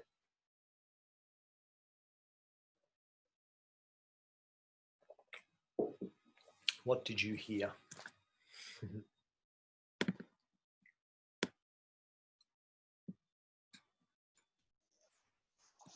It's just that balance of the sukha and the sthira, and which is the comfort and the ease with the, what did you say?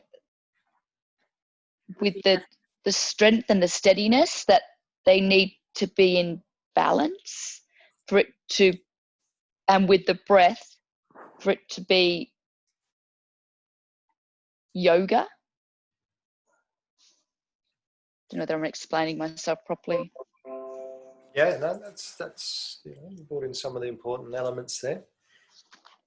So it's essentially, if those qualities are not there, we're not really in an asana. And the mind must follow the union of the breath and the movement. Which is another translation of the word yoga, isn't it? That union aspect.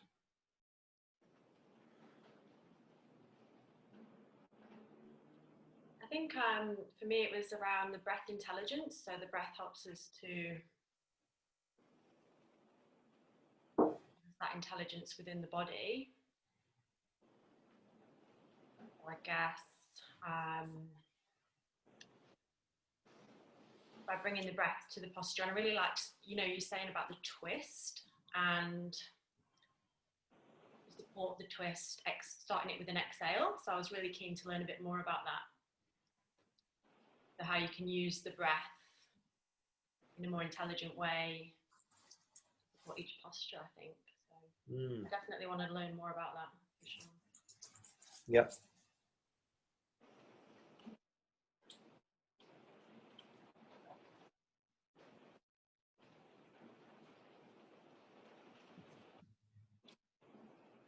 Anything else there that came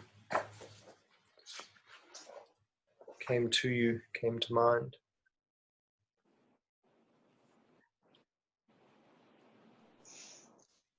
About the pause at the end of each movement, to, I don't know, to center, to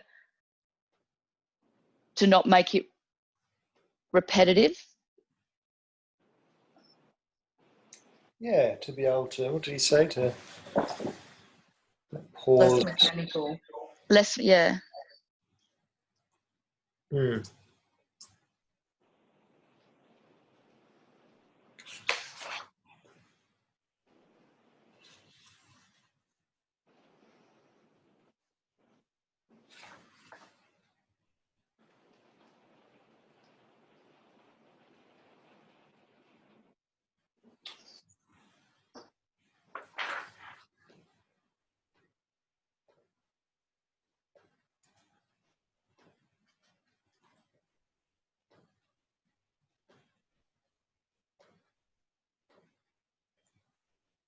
Yeah, I can't find it now, but it's in there.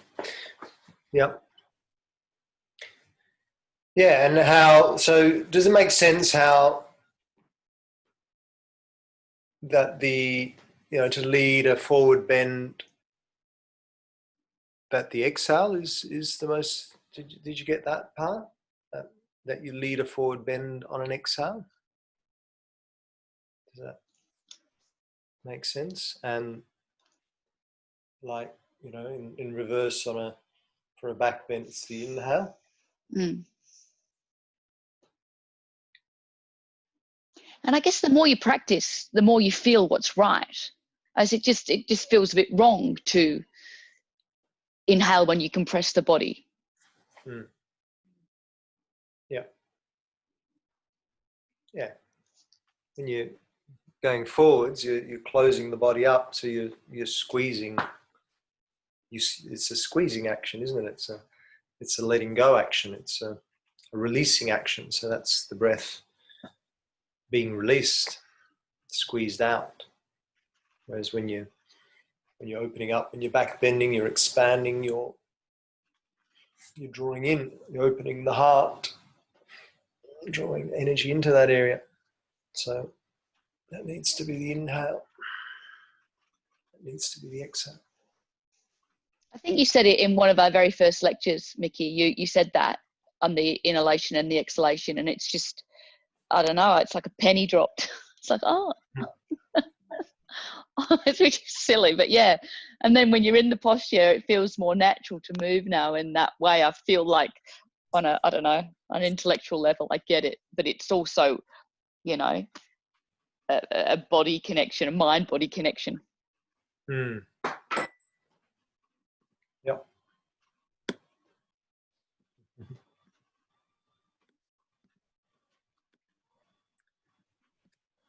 Okay, let's move on in the book, in our methodology book.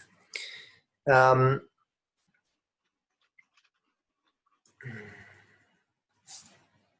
might jump to integration into spine because there's another. Oh, I'm frozen. Can you hear me? Can you hear me? Yeah, we can hear you, but your face is frozen. Right. Okay. Which is fine. It's a funny face I'm making there, isn't it? Biting my lower lip.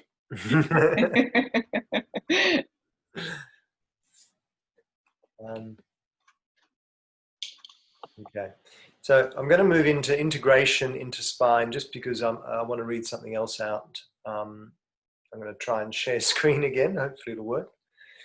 A really amazing article I found yesterday when I was looking into trying to find something relevant for looking at the spine, and it's hopefully it doesn't take us too long to go through it. It's a fairly lengthy article, but I think it's really valuable, really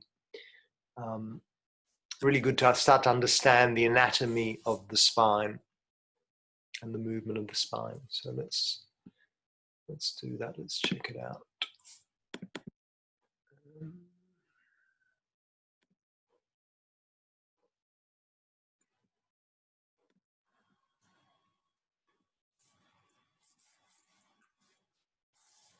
Okay. Right, I'm able to scroll. Can you see that? Yeah. Yoga in the spine. As the central nervous system, with its complex sensory and motor functions, evolved over millions of years and became absolutely essential to the survival of early humans, it required the corresponding development of one of nature's most elegant and intricate solutions to the dual demands of sthira and sukha, the spine. In order to understand how the human spine came to be what it is, we must first go back to studying the simple cell. Phylogeny, the brief history of the spine. Imagine the cell floating around in a primordial sea of fluid, surrounded by nutrients, ready to be assimilated across its membrane. That cell there, the single cell. Now imagine that the nutrients become less concentrated in some areas and more concentrated in others. The more successful organisms are the ones that develop the ability to reach the nutrients by changing their shape. This was probably the first form of locomotion. The pseudopod is an example of a simple cell with that ability. Shape changing as a survival method is an important principle to remember later on. So there's our pseudopod, this little bacterium with flagella, little tails. It's not too difficult to see how moving around becomes more and more valuable to these organisms. So the pseudopod eventually refines itself into a specialized organ such as the flagella, pictured in this bacterium. Is that this guy here? No, still on here, the flagella, 2.2. Now, rather than passively floating around in their environment, these primitive forms of life actively seek out nutrients that are necessary to their survival. An added benefit of mobility is that in addition to seeking out food, they can avoid becoming food for other organisms. Thus, we see the early biological basis for the yogic principles of raga and zvesha, attraction and repulsion. Seeking out the desirable and avoiding the undesirable is a fundamental activity of all living things, and another window into the concepts of prana and apana. Life forms respond to this pressure of seeking what's desirable and avoiding what's undesirable with ever more complex adaptations. As an organism's sensitivity and response to its surroundings become more complicated, it reaches a point where these activities require central organization and guidance. So here we go, figure 2.3, the platyhelminth worm with its rudimentary central nervous system. So the first hint of a nervous system. So this shows a parasitic worm with a flattened body called a platyhelminth. And in it we see the development of a rudimentary central nervous system. It exhibits a cluster of primitive nerve cells at the top and 2 nerve cords running down its length. Worms are invertebrates, but in their descendants, these rudimentary nerve cells have evolved into the brain, the spinal cord, and the dual trunks of the autonomic nervous system. They all require the corresponding development of a structure that allows for free movement, but stable enough to offer protection to these vital yet delicate tissues. In other words, a skeletal spine. A central nervous system allows for an enormous amount of flexibility in a vertebrate's survival activities, and the spine must thoroughly protect it while still allowing free movement. In sea creatures such as the fish, see fish below, fish with a straight spine, the shape of the spine is consistent with its environment. Water surrounding on all sides, exerting an equal amount of mechanical pressure from top to bottom and side to side. As the fish employs its head, tail, and fins to propel itself through the water, the spinal movements are oriented in the side-to-side dimension. Think of a fish moving through water. This lateral undulation in the spine was preserved even when aquatic creatures made the enormous evolutionary step to terrestrial life. This figure here below demonstrates that pattern in the amphibious salamander. Even though its limbs evolved from fins are assisting in locomotion, they are not supporting the weight of the spine off the ground. That development, probably resulting from a need to orient the eyes to ever more distant food or threats, requires a dramatic reorientation of the spinal structure. So basically, at this point in evolution, the spine is straight. A straight spine, such as that of the fish, if it were supported on 4 limbs, would be subjected to the gravity's maximum destabilizing force at its very weakest point. The center of the span between the supported ends, once raised up on its limbs, the most successful newly terrestrial creatures would be those that arch their spines in response to gravitational stress, in order to direct that stress towards the supported ends rather than the unsupported middle. Just see that picture there. If you see the two structures, how that kind of structure, just a straight edge across 2 supporting structures, is not going to be as strong as an arch. We know that through Roman architectures. The Roman arches survived much more than the Greek structures, which were straight rather than arched, because that supported the structure with more from the pressure. So this is where the development of the primary curve, here we go, the new terrestrial creature with a curved spine, comes into place. arching their spine in response to gravitational stress in order to direct that stress towards the supported ends rather than the unsupported middle. This is the development of the primary curve of the terrestrial spine, what we know as our thoracic curve. It is primary in the sense that it's the first anterior-posterior, front and back curve to emerge, and also in the sense that it's the first curve that a human spine exhibits prenatally. The curve of the neck was the next to evolve. Our fish ancestors had no real necks. Their heads and bodies moved as a single unit with the gills placed directly behind the brain. The gradual downward shift of the breathing structures allowed for the development of a highly mobile neck that was capable of producing quick, precise movements of the head and sensory organs, offering an ever further look into its environment and tremendous survival advantages. This orientation of the cervical region signaled the first development of a secondary or lordotic curve in the spine, which can be seen as the cap. So you see, our lizards and whatnot just had the one curve of the spine, just the thoracic curve.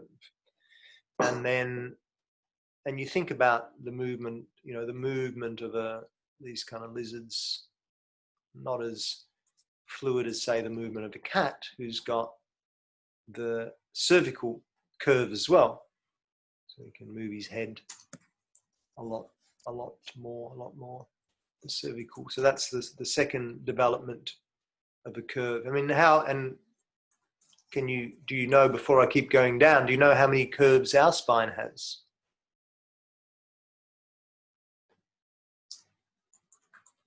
Do we have 2? Do we have 3? Do we have 4, maybe? My guess would be 4. 4, yeah. So we're at the end of the evolution of the spine, obviously. So when creatures began to use their forelimbs to interact with their environment, the ability to bear weight on the lower extremities became more necessary, and this signaled the beginning of the uniquely human lordotic curve, the lumbar. At first, it was just a flattening out of the primary curve at the base of the spine, in order to allow animals such as the yellow-bellied marmots to support their center of gravity above their base of support for longer periods of time. So here we go, the marmot's got that cervical curve, got the lumbar, but it's got like a flattening there down below. The presence of a tail also helped in that feet of balance, but as the tail gradually disappeared, the shape of the spine had to change in order to bring the center of gravity fully above the base of support. When this occurred in human evolution, the hip, sacral and leg structures essentially remained stationary in their quadruped relationship to the earth, and the torso pushed its way up and back, forming the lumbar curve. So here we go. This shows, so we've got the 4 curves. We've got the cervical, the thoracic, the lumbar, and then our final little curve is the sacrum. So so the cervical, the thoracic and the sacral curve in the same way, and the lumbar and the cervical curve in the same way. So this illustrates the difference in shape between a chimpanzee spine and a human spine. Notice the absence of a lumbar curve in the chimp. This is why, in order to move across the ground, primates walk on their knuckles, and when they run on their hind legs, they must throw their long arms back. Without a lumbar curve, that's the only way they can get their weight over their feet. The human spine is unique among all mammals in that it exhibits a full complement of both primary, thoracic and sacral, and secondary, cervical and lumbar curves. Only a true biped requires both pairs of curves. Our tree-swinging and knuckle-walking cousins have some cervical curve, but no lumbar curve, which is why they are not true bipeds. So there we have our spine, our wonderful spine and our curves. So primary curves, thoracic and sacral, and secondary curves, cervical and lumbar. If we view our evolution from quadruped to biped in yogic terms, we could say that the lower body developed more stira for weight bearing and locomotion, and the upper body more sukha for breathing, reaching and grasping. One way to describe it is that the lower body moves us out into the environment, while the upper body brings our environment into us. Ontogeny, an even briefer history of our own spine. So, meaning the development of our spine as we're born. So after understanding the evolution of our species, phylogeny, it's useful to study the developmental stages experienced by each individual human, ontogeny. Although the developing fetus exhibits and then loses certain characteristics that we share with our ancient ancestors, such as gills and a tail, the theory that ontology recapitulates phylogeny has long since been discredited. There is, however, at least one sense in which this is true, how the phylogenetic and ontogenetic development of our spines mirror each other. Consider how our fetal spines exhibit only the primary curve along their entire length. This remains the case for our entire intrauterine existence, which I didn't know personally before I read this article, which is quite fascinating, I thought. So as a baby in the uterus, you've only got essentially the thoracic curve happening in the spine. The first time our spine moves out of that primary curve is when our heads negotiate the hairpin curve of the birth canal, and the neck experiences its secondary lordotic curve for the first time. See here, the baby coming out, boom, we click in to our cervical curve. So what would happen if you had a C-section? Then how would the baby? That's interesting. How would the baby? Good question. Really good question. And yeah, I guess maybe it doesn't click in straight away, and maybe the baby needs more time to develop that. That neck. Yeah. Yeah, really good question. As our postural development proceeds from the head downwards, the cervical curve continues to emerge after we learn to hold up the weight of our head. So yeah, it's obviously a development thing. You know, this shows it clicks in right there, but that's probably just the beginning of its development. So I guess just building that strength in the head, it takes, it says here up to 3 to 4 months, and then fully forms around 9 months when we learn to sit upright. But yeah, I guess just that C-section wouldn't have clicked in that first action, natural action of like, right, this is where the neck needs to start forming, I guess. After crawling and creeping like our quadruped ancestors, in order to bring our weight over our feet, we must acquire a lumbar curve. So at 12 to 18 months, as we begin to walk, the lumbar spine straightens out from its primary kyphotic curve. So I guess that's a kyphotic curve that the baby develops in the womb.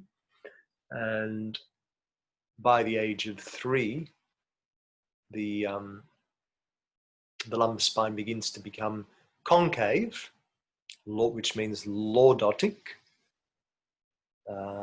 So yeah, lordotic rather than kyphotic. So kyphotic's the curve that relates to the thoracic curve, and lordotic, the concave curve. So although this is not outwardly visible until the ages of 6 to 8 years, at the age of 10, the lumbar curve fully assumes its adult shape. The full glory of nature's ingenuity is apparent in the human spine, perhaps even more so than in other vertebrates. From an engineering perspective, it's clear that we have the smallest base of support, the highest center of gravity, and the heaviest cranium proportional to our total body weight of any other mammal. As the only true bipeds on the planet, we're also Earth's least mechanically stable creatures. Fortunately, the disadvantage of having a cranium as heavy as a bowling ball balancing on top of the whole system is offset by the advantage of having that big brain. It can figure out how to make it all work efficiently. And that's where yoga can help.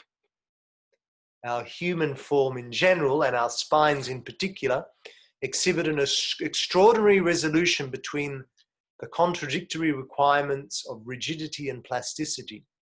As we shall see in the next section, the structural balancing of the forces of sthira and sukha in our living bodies relates to the principle of intrinsic equilibrium, the deep source of support that can be uncovered through yoga practice.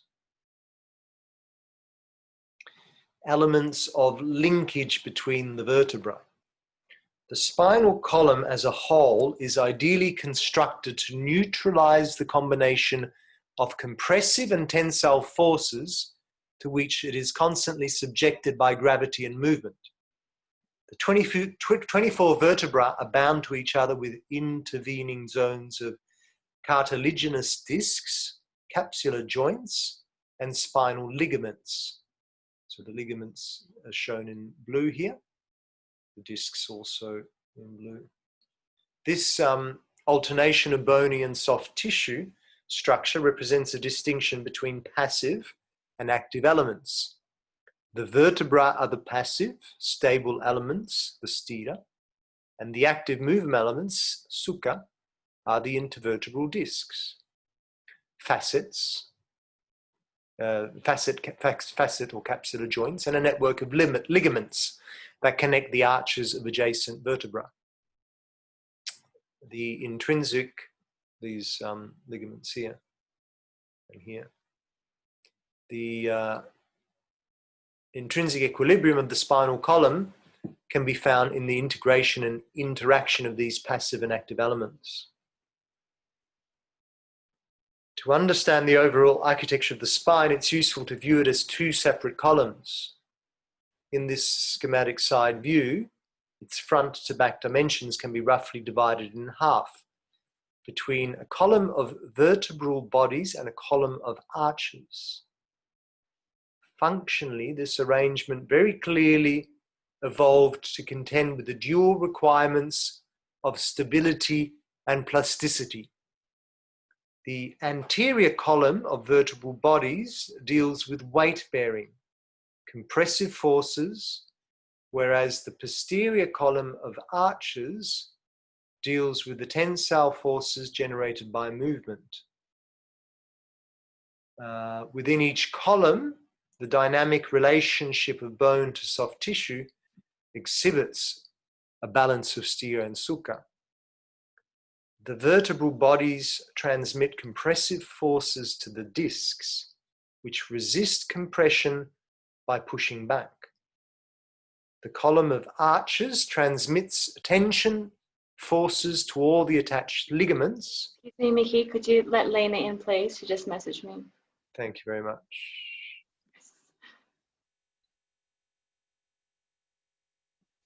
Well, she's not there now.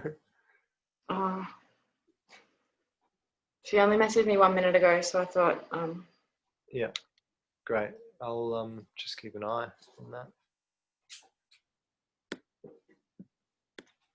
I'll keep that there.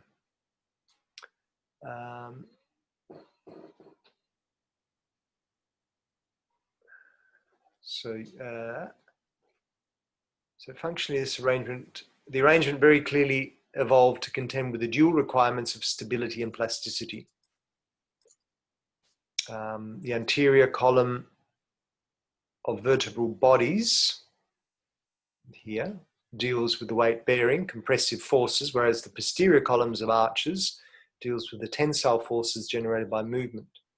Within each column, the dynamic relationship of bone to soft tissue exhibits a balance of sthira and sukha. The vertebral bodies transmit compressive forces to the discs, which resist compression by pushing back. The column of arches transmits tension forces to all the attached ligaments, which resist stretching by pulling back.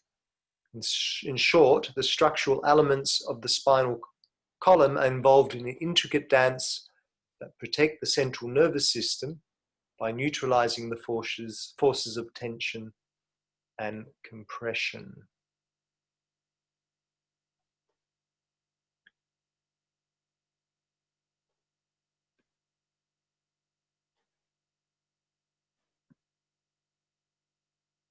So if we look deeper, we can also see how sthira and sukha are revealed in the components of an intervertebral disc.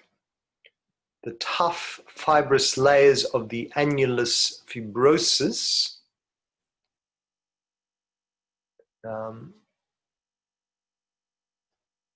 tightly enclose the soft spherical nucleus pulposus. In a healthy disc, the nucleus is completely contained all around by the annulus fibrosus and the vertebra. So the vertebra encapsulates the annulus fibrosus with the nucleus there in the center. So that's itself contained front and back by the anterior and posterior longitudinal ligaments, which then with which it's closely bonded. So here's the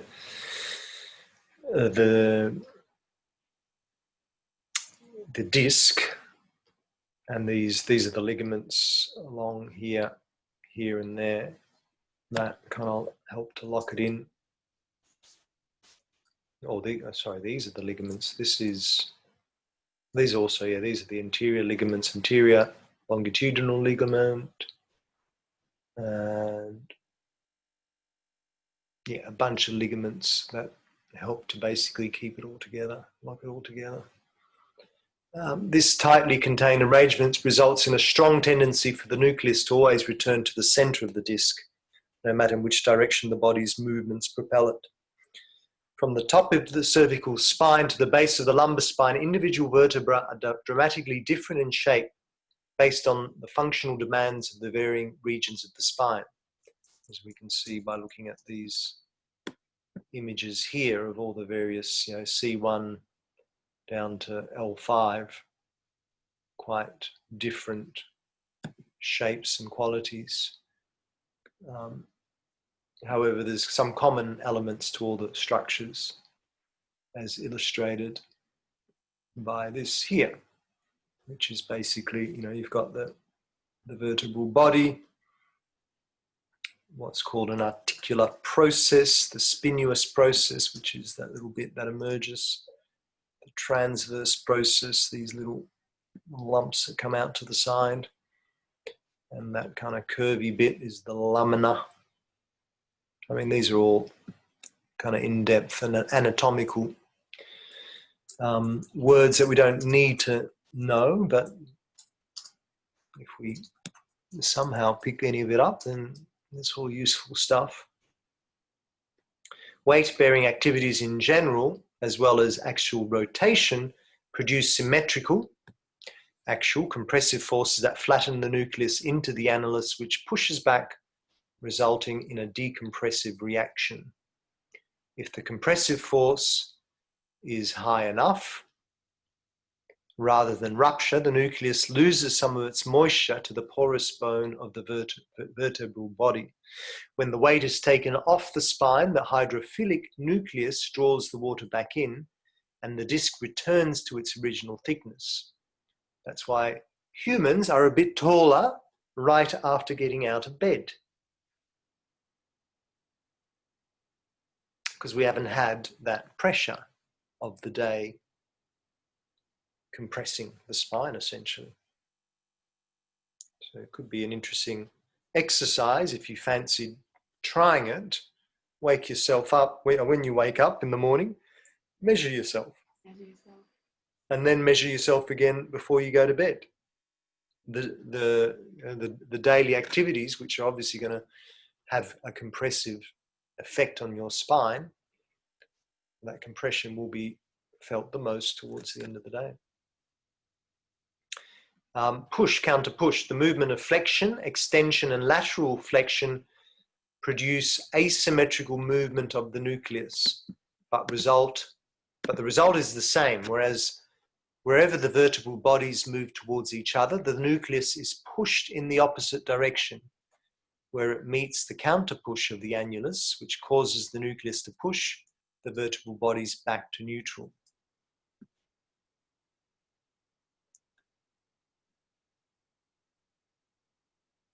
So this movement here is the movement of flexion, a flexion, creating more space at the back. Whereas extension is this movement here, which, more pressure there, extending the front. Assisting this counter push are the long ligaments that run the entire length of the spine, front and back. The anterior longitudinal ligament, which is that ligament that runs along here, runs all the way from the upper front of the sacrum to the front of the occiput, and it's fixed tightly to the front surface of each intervertebral disc. When it is stretched during backward bending, so when this is stretched during a backward bend, not only does it tend to spring the body back to neutral, but the increased tension at its attachment to the disc also helps to propel the nucleus back to neutral. The opposite action occurs in the posterior longitudinal ligament when it's stretched in a forward bend. This one here. It runs from the back of the sacrum to the back of the occiput. Every movement that produces disc compression in the anterior column necessarily results in tension to corresponding ligaments attached to the posterior column. The recoiling of these ligaments out of their stretched state adds to the other forces of intrinsic equilibrium, which combine to return the spine to neutral. So neutral meaning the position that the spine that we wake up to when we haven't had the pressure of gravity during the day and other forces of stress.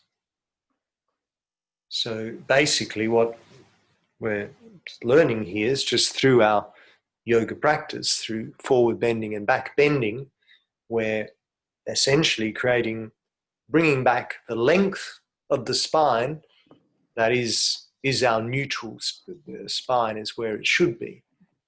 So if we're not engaging these kind of movements, if we're not doing a bunch of forward and back bends during the day, then we're going to end up at the end of the day with a compressed spine, which will probably feel a little tender. Note that all this activity in tissues that behave independently of the circulatory, muscular and voluntary nervous systems. In other words, their actions do not impose an energy demand on any other systems.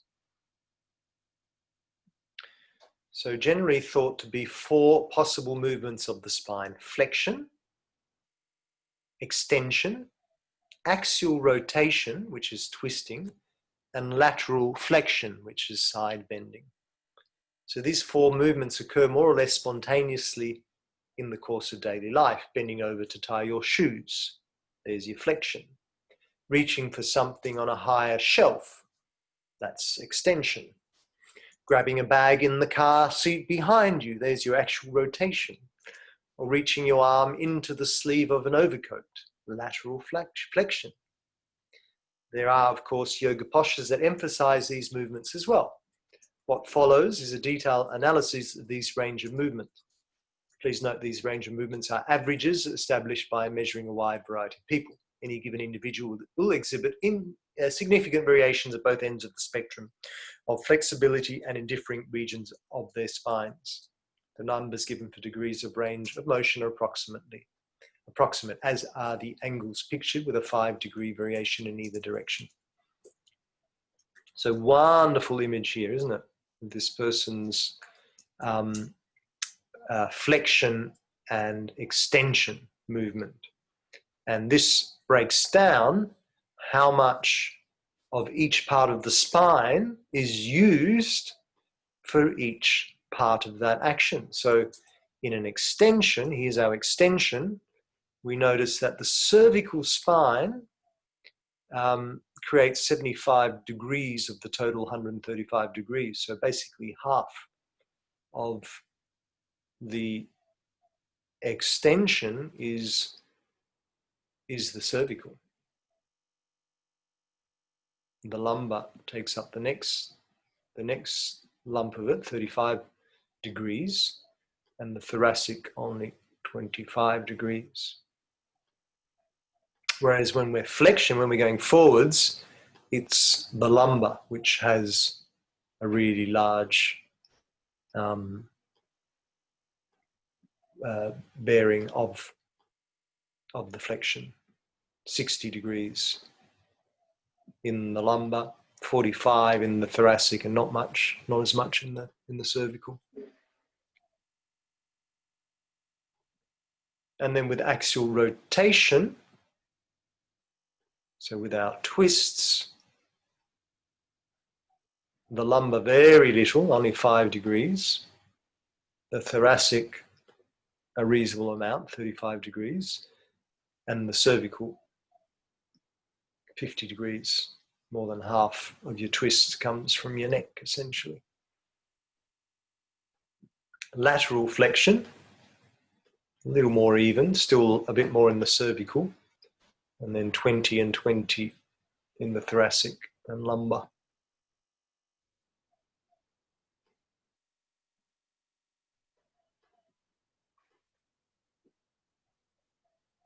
A more thorough look into the nature of the 4 ranges of motion of the spine shows that a 5th possibility called axial extension exists. This motion does not happen spontaneously in the normal course of daily movements. You would have to learn how to make it happen intentionally because it's somewhat unnatural. So that's essentially what's happening here, in this figure here, is, when you bring the arms up and then laterally extend, that bringing of the arms up creates that extension aspect as well. So it becomes this 5th movement, like an actual axial extension. Flexion and extension, the primary and secondary curves, and inhalation and exhalation. The most basic movement of the spine emphasizes its primary curve, flexion. The primary curve is the curve present primarily in the thoracic spine, but it's also obvious in the shape of the sacrum. It's no accident that the yoga pose that most commonly exemplifies spinal flexion is called child's pose. It replicates the primary curve of the unborn child. From a certain perspective, all the curves of the body that are posteriorly convex can be seen as reflections of the primary curve. A simple way to identify all the primary curves is to notice all the parts of the body that contact the floor in Shavasana, or corpse pose. The curve of the back of the head, the upper back, the sacrum, and the backs of the thighs, the calves, and the heels. Consequently, the secondary curves are present in all the body parts that are off the floor in this position: the cervical and lumbar spine, the backs of the knees, the space posterior to the Achilles tendons. So here we go. Here's the primary curves.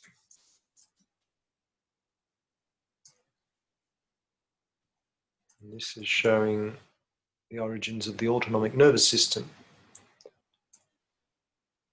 So from this perspective, spinal flexion can be defined as an increase in the primary spinal curves and a decrease in the secondary spinal curves. A reversal of this definition would define spinal extension as an increase in the secondary curves and a decrease in the primary curves. So note that as far as movement's concerned, the relationship between the primary and secondary curves is reciprocal.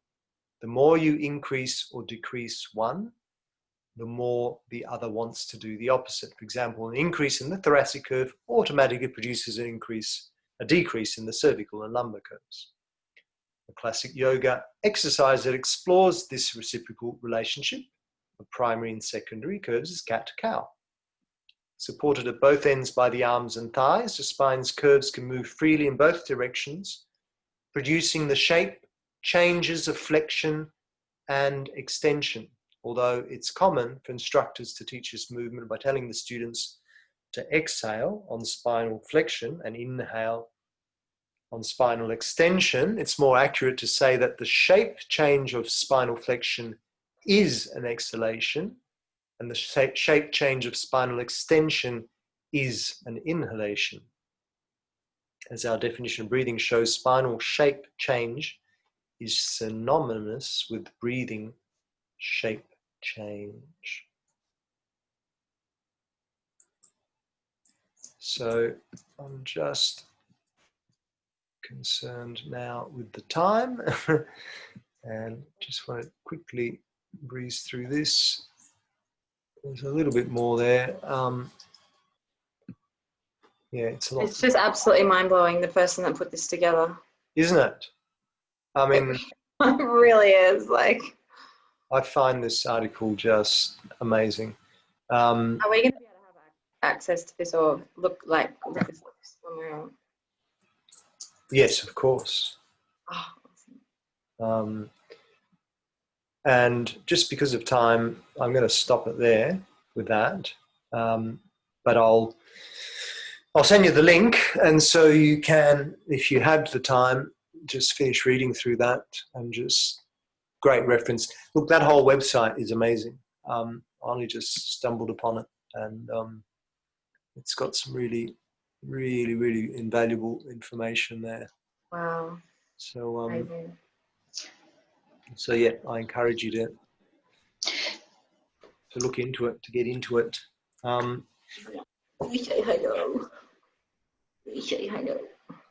So look, very, very briefly, there's a few other things there in that. If we go back to our manuals, we've only really gone through half of it, but we've kind of, through that half of it, we've covered a lot of it, a lot of what I wanted to address. Are you all okay to go a little over time, another 5-10 minutes? Yeah. Yeah, that's fine, Mickey. I've just got to be at the Caro at 5:30, so as long as I'm out of here by 10 past, that's fine. Okay. So just very quickly, I'd just like to address a couple of the other things in here that I think are really important. So, I mean, I spent a lot of time working with the integration into spine, but I did think that was an important an element. Alignment of joints. Look, the main thing that I always come back to with joints is to stack your joints. I think that's just a really important element to consider, that we stack our joints, particularly if we're working with a dynamic pose. So in all your standing postures and whatnot, in the sense that we need to be mindful. I mean, you can have, let's say, the knee behind the ankle. My picture's gone, hasn't it? You can't see me, is that right? I don't know why.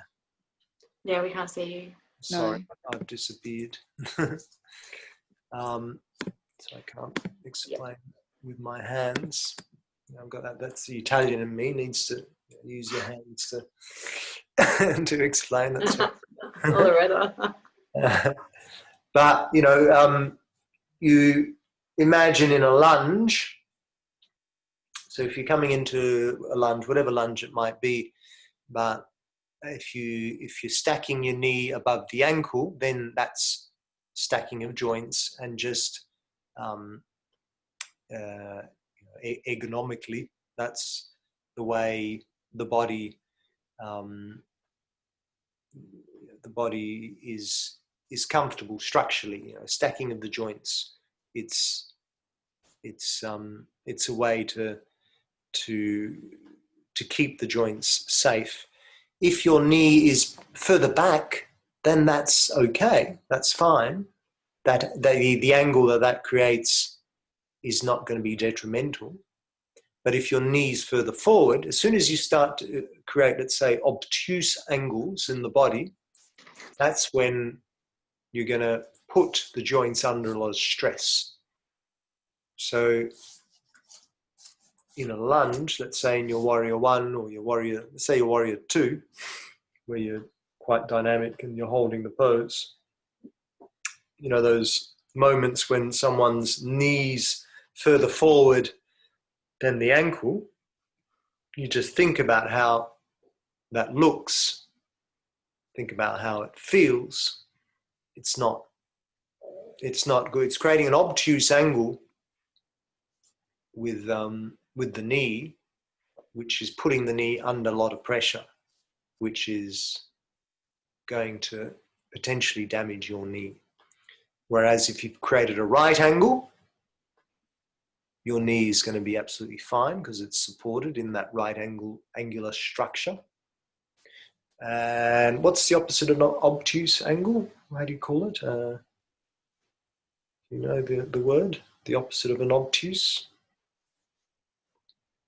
So if the angle's wider than 90%, 90 degrees, then that's also generally okay. If it's less than 90 degrees, that's the obtuse angle, then it's not going to be okay. And that means that more pressure is going into that joint. 90 degrees is kind of like your best structure. So that's why I always suggest to generally speaking, stack your joints. Stacking the joints is the most important, I think, cue that you should always be giving your students. So that's talking of the knees, but it would be the same in, let's say, when we're working with chaturanga. So with the wrists and the elbows, if your elbows are flaring out, if the elbows aren't in line with the wrists and shoulders, if the elbows are flaring out to the side, then again we've got those obtuse angles happening, which are going to put pressure then on your wrists or maybe on the shoulders as well. And that's going to potentially, and that's a very common mistake that we see a lot in classes, because you come down into your chaturanga, and you know, if you haven't built up that upper body strength yet, then naturally sometimes the elbows want to flare out because it's kind of like creating a bit more space and it feels easier to come down. But however, that's starting to develop those bad habits which create pressure on the joints. Does that mean sometimes I'm just trying to think, a push-up, like people doing push-ups? Yeah. If they're at the wrong angle, that can... Yeah, absolutely. I see some really bad push-ups being done. Yeah. Yeah. So you could take the hands wider, but then you would need to bring... Yeah, it's like you'd want to make sure that your elbows are stacking over the wrists or in line with the wrists with your push-ups. So yeah, so just a really important element that needs to always, I think, be, and that's very much where we start to look when we start to look at adjustments as well. So we'll come back to that when we look at adjusting. It's a big one that we bring into adjustments. That stacking, you know, that placement of joints. And not always just that obtuse angle, as in, let's say, coming back to Warrior 2, in the knee further forward than the ankle, but also the knee floating in. So the knee floating in is another thing that happens quite a lot, because particularly if, let's say, you're coming into your warrior two from, let's say, a high lunge or a warrior one, there's a further external rotation of your hip, and that external rotation of the hip will just naturally encourage the knee to come inwards to essentially float in, and suddenly you've got this obtuse angle happening on an inward direction, which also will be damaging. So that's where you need to start be really mindful of how the body's feeling, but also looking to make sure that you can then make that adjustment. So it takes a little effort to bring that knee back into alignment from floating in. So we have to start both engaging and stretching certain muscles to allow for that knee to be in the right place. And that's where we need to often be instructing our students. Okay, inhale to prepare, exhale to execute. Yeah, more or less. I'm going to just breeze through this now. Mirroring your students or not mirroring your students. Well, that's something we've talked about before. We've addressed. Which side do I start on, right or left?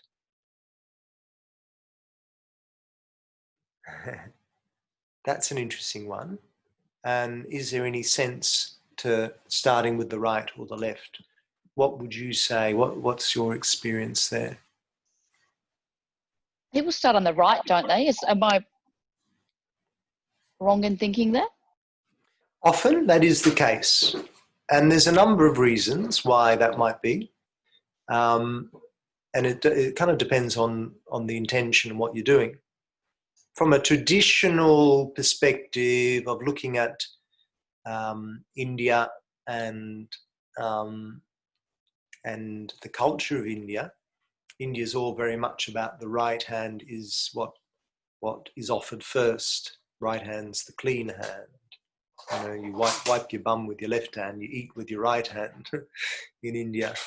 You step into the building with your right foot first.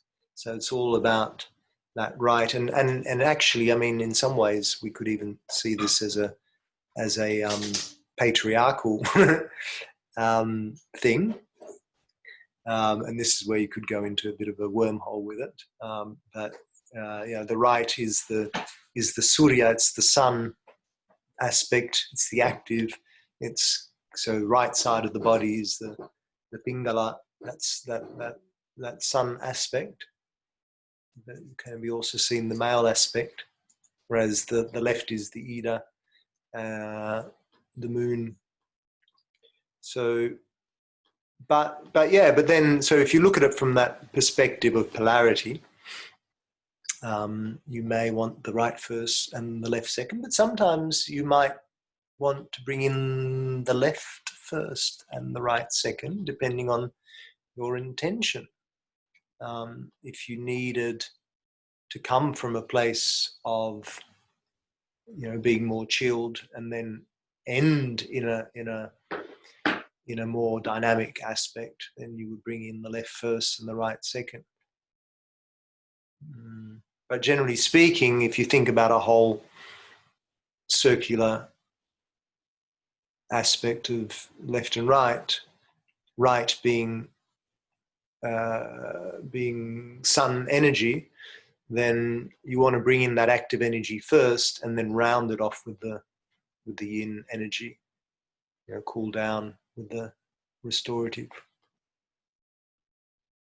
That's one consideration. Now, another really interesting thing to consider is a lot of let's say the lunges. So when we work, let's say in Surya Namaskar, when you're working with a lunge and also when you're working with a twist, one thing that happens is that you're creating pressure over your colon. So let's have a quick look at the colon. So if you look at the colon, on the left-hand side here is the ascending colon, the transverse goes across, and the descending is on the left-hand side. So that's the energy, that's the direction of the energy of the colon. So when we're twisting, let's say, if we twist to the right first, we stimulate the ascending colon, and then we twist to the left, we stimulate the descending colon. So it makes more sense to actually stimulate the right side first and then the left side, because that helps with that process of elimination, which is the action of the colon. And it's the same when you're working with lunges. If the right leg's ahead first, if the right leg's in front, there's a stimulation of the ascending colon. And then when you have the left leg in front, there's a stimulation of the descending colon. So that's sometimes the reasoning behind right leg first, which is interesting, isn't it?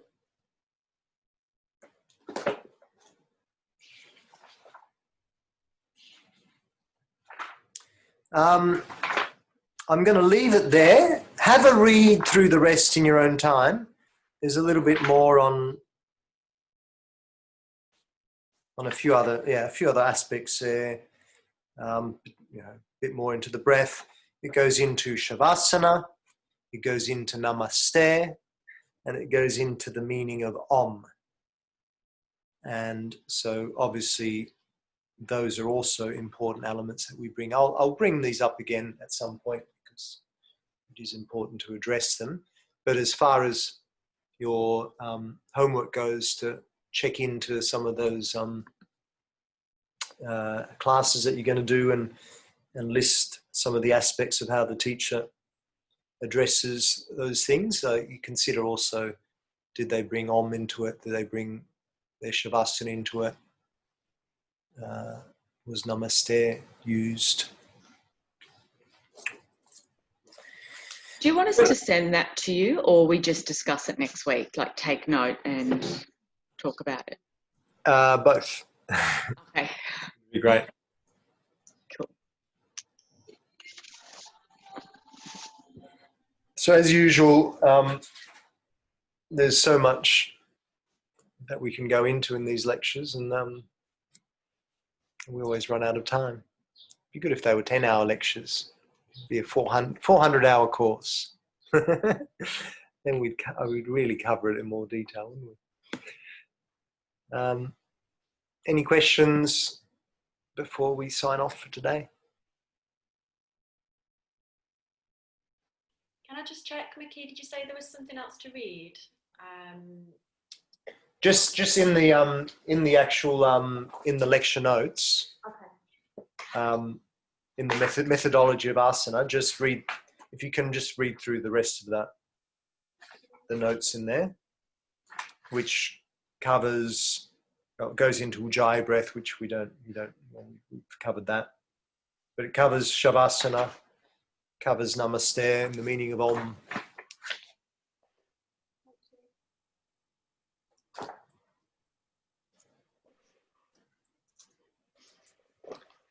Where's this, sorry? In your page, starting at page 13, methodology of asana. Oh yeah, that's where I am. So if you keep going, it's quite a few pages. It goes up to all the way to page 18. Oh yeah.